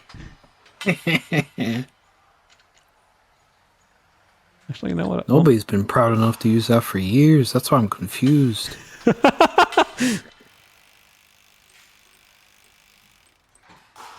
I use like eagle emoji sometimes just because I typoed it one time when I was actually making like a string of emojis.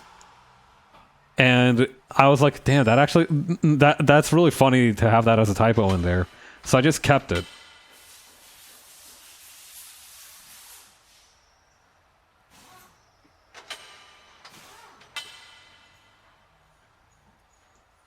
All right. Pretty good zoom.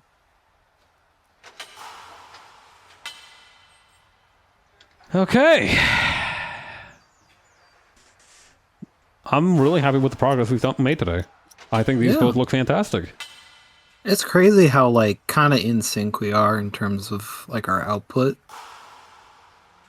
It is interesting. We both kind of finished the stages at around the same time. We finished a line at around the same time, and we've kind of wrapped up in about a few minutes of each other. Mm-hmm. Good work. Thank you. Good work to you too. How do we close stream? How do we put a cap on this lovely experience? Yeah, see, last time we had the whole bit planned out, and now it's like, you know, we're just chilling. Yeah, the garage is just. Yeah, the truck is a nerd. The truck is done. That truck's not going to hurt anybody anymore. Yeah, no. We need to shift gears. Go to make a new setup.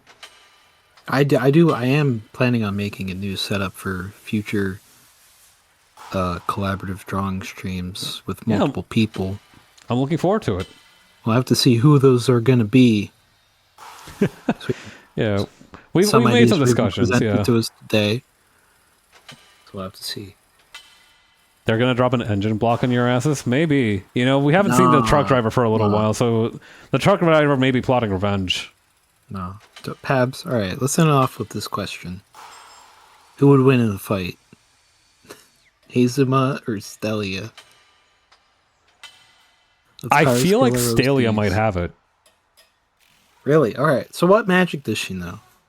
Okay, so you said that Magnolia doesn't have like a particularly strong magic skill set. So yeah, her magic she knows is she knows like kind of like a very short teleportation spell that she kind of fumbles at the beginning. And she also has like this giant hand that comes out of her wand and grabs things. And she can also, this is very important, she also knows how to make confetti out of her wand as well. Oh, that's cute. Those are her 3 spells. Okay, teleportation, mage hand, and confetti, which we can call like prestidigitation or whatever. Yeah. Stella has so Stella's power sets is that she can create fire and manipulate fireballs, and also rotate things. That's not like part of the sorcery she learned. That's just like an innate thing to her. That's why her hair is curled like that. Is that her innate power set is just like rotating things. That's a really good. That's just, I love that. Yeah, yeah. Making the hair part of that, right? In the universe, like in universe, you can learn a specific sorcery style, but very so often, like parts of you, like just your innate qualities. It's like how some people have like double jointed thumbs. Like some people will just have like an innate part of them that will come through in the magic, and Stella's is that she can rotate things. Yeah, I don't know what you're talking about. It is really funny that Jay lets us know whenever the pipes happen. It's gonna be really funny. This is like, you know, it's the VOD for this is gonna be a pleasure to comb through. We're gonna reap what we sow soon when we go back and watch this. We were like, hey, let's reminisce on this nice stream we had, and then we have to deal with the pipes and we can't turn them off. This may not have been a good idea, actually. Listen, our audience is paying for it now. We're paying for it later. It all works out. True. Yeah, you know, we only pay for it once.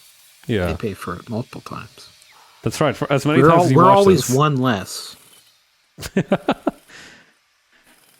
Okay, but anyway, the reason that I feel like this has 90% been really nice and chill discussion and hanging out, and then 10% fighting for my life. Poor Jay. Sorry. Next time we will not do that. Well, yeah, I think jump scares are going to be on the down and out for. I think next time I think there's going to be like no real bits. I think we're just going to be mad chill. Yeah, because I mean it's been fun hanging out near the workshop. I've had a great time out here.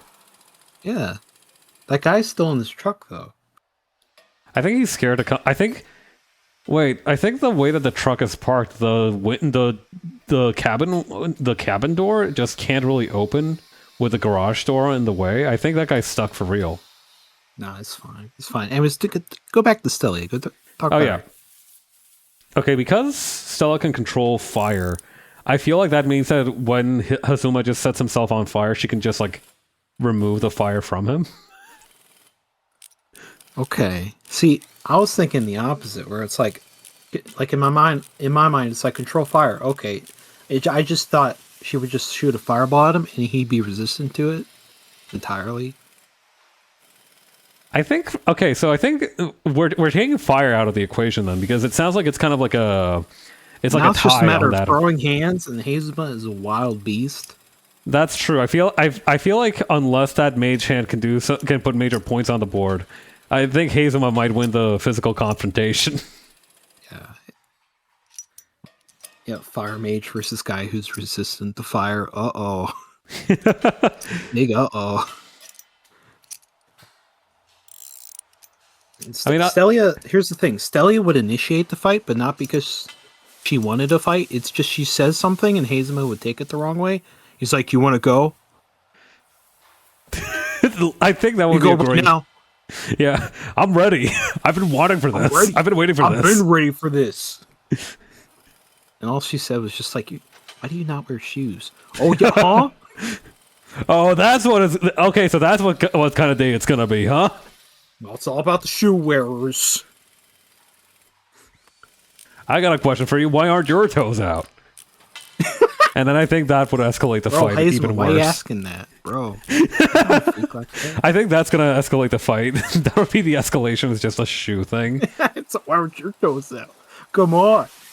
See, Sakuma, I should say that Sakuma is asexual. Oh. He has no kinks. But it's okay. We can say Hazuma does. Hazuma's the freak. That is funny to think about. I've never thought about Hayes' sexuality or anything. I've always just thought of him as like a particularly angry individual. It would be really funny to give him a foot thing. I think it'd be really his funny. Feet out. It's not because he's like a martial artist. It's just because he's a freak. Yeah, he's a freak, buddy. All right, Sakuma, he was freaky. All right, we know the feet guy. Who's your armpit person then? Stella, actually. Ah! Stella is the armpit person. I don't even need to think about that. That was like already canon. Sakuma, if he was freaky, yeah. Trust me, you read the series, he will never be a freak. He's anti-freak. Guy who is never freaky. He actively does not want to be a freak. Everybody else is a freak around him, pretty much, kind of. That one picture of a minion who's like really buff that says never goon, but it says never freak. Yeah. Like Sakuma's the straight man in this comedic cartoony world. That's how it works. Yeah. Conversely, Stella, I think, is just tremendously repressed. I feel bad. Stella is not a happy person, but that's mostly her own fault for how she contains her emotions. Sure, she'll be okay someday. She'll be fine. I have her lined up to get like a. Okay, her event in my head. Her partner is going to be this lady called Olivia, who is similar to Hayes in that she is very much like a person of violence, but not particularly angry about it. She just wants to kill one person, and that's it. So yeah, Stella's gonna get herself a girlfriend who is like 3 heads taller than her and stinks good. God bless. May we all be so lucky. I know how we're gonna end off the stream here.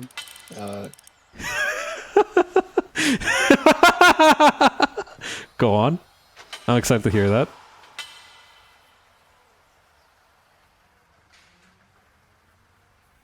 And then I...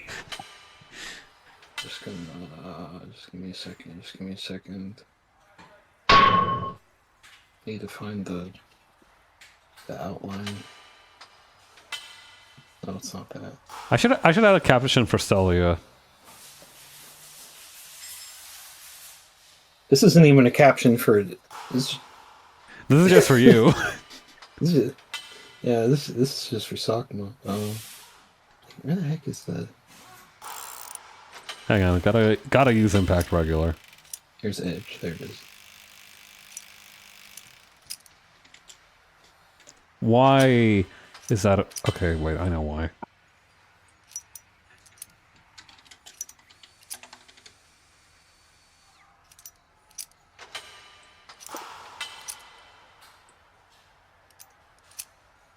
Okay. Nice fusion.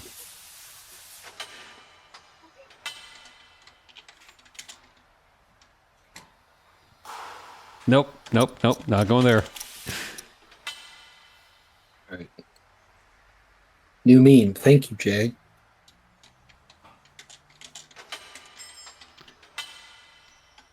Alright, that'll do.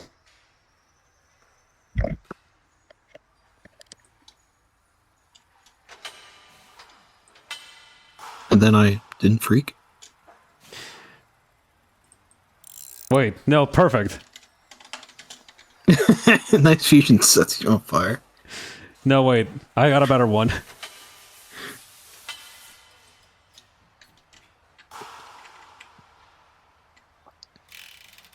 There we go. The duality. Whoa! The yin and yang. The freaking it spectrum.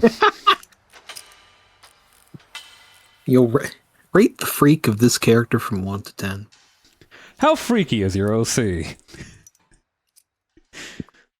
Okay. I think we're done here. Should we go to the ending stream? Yeah, All right. I think so.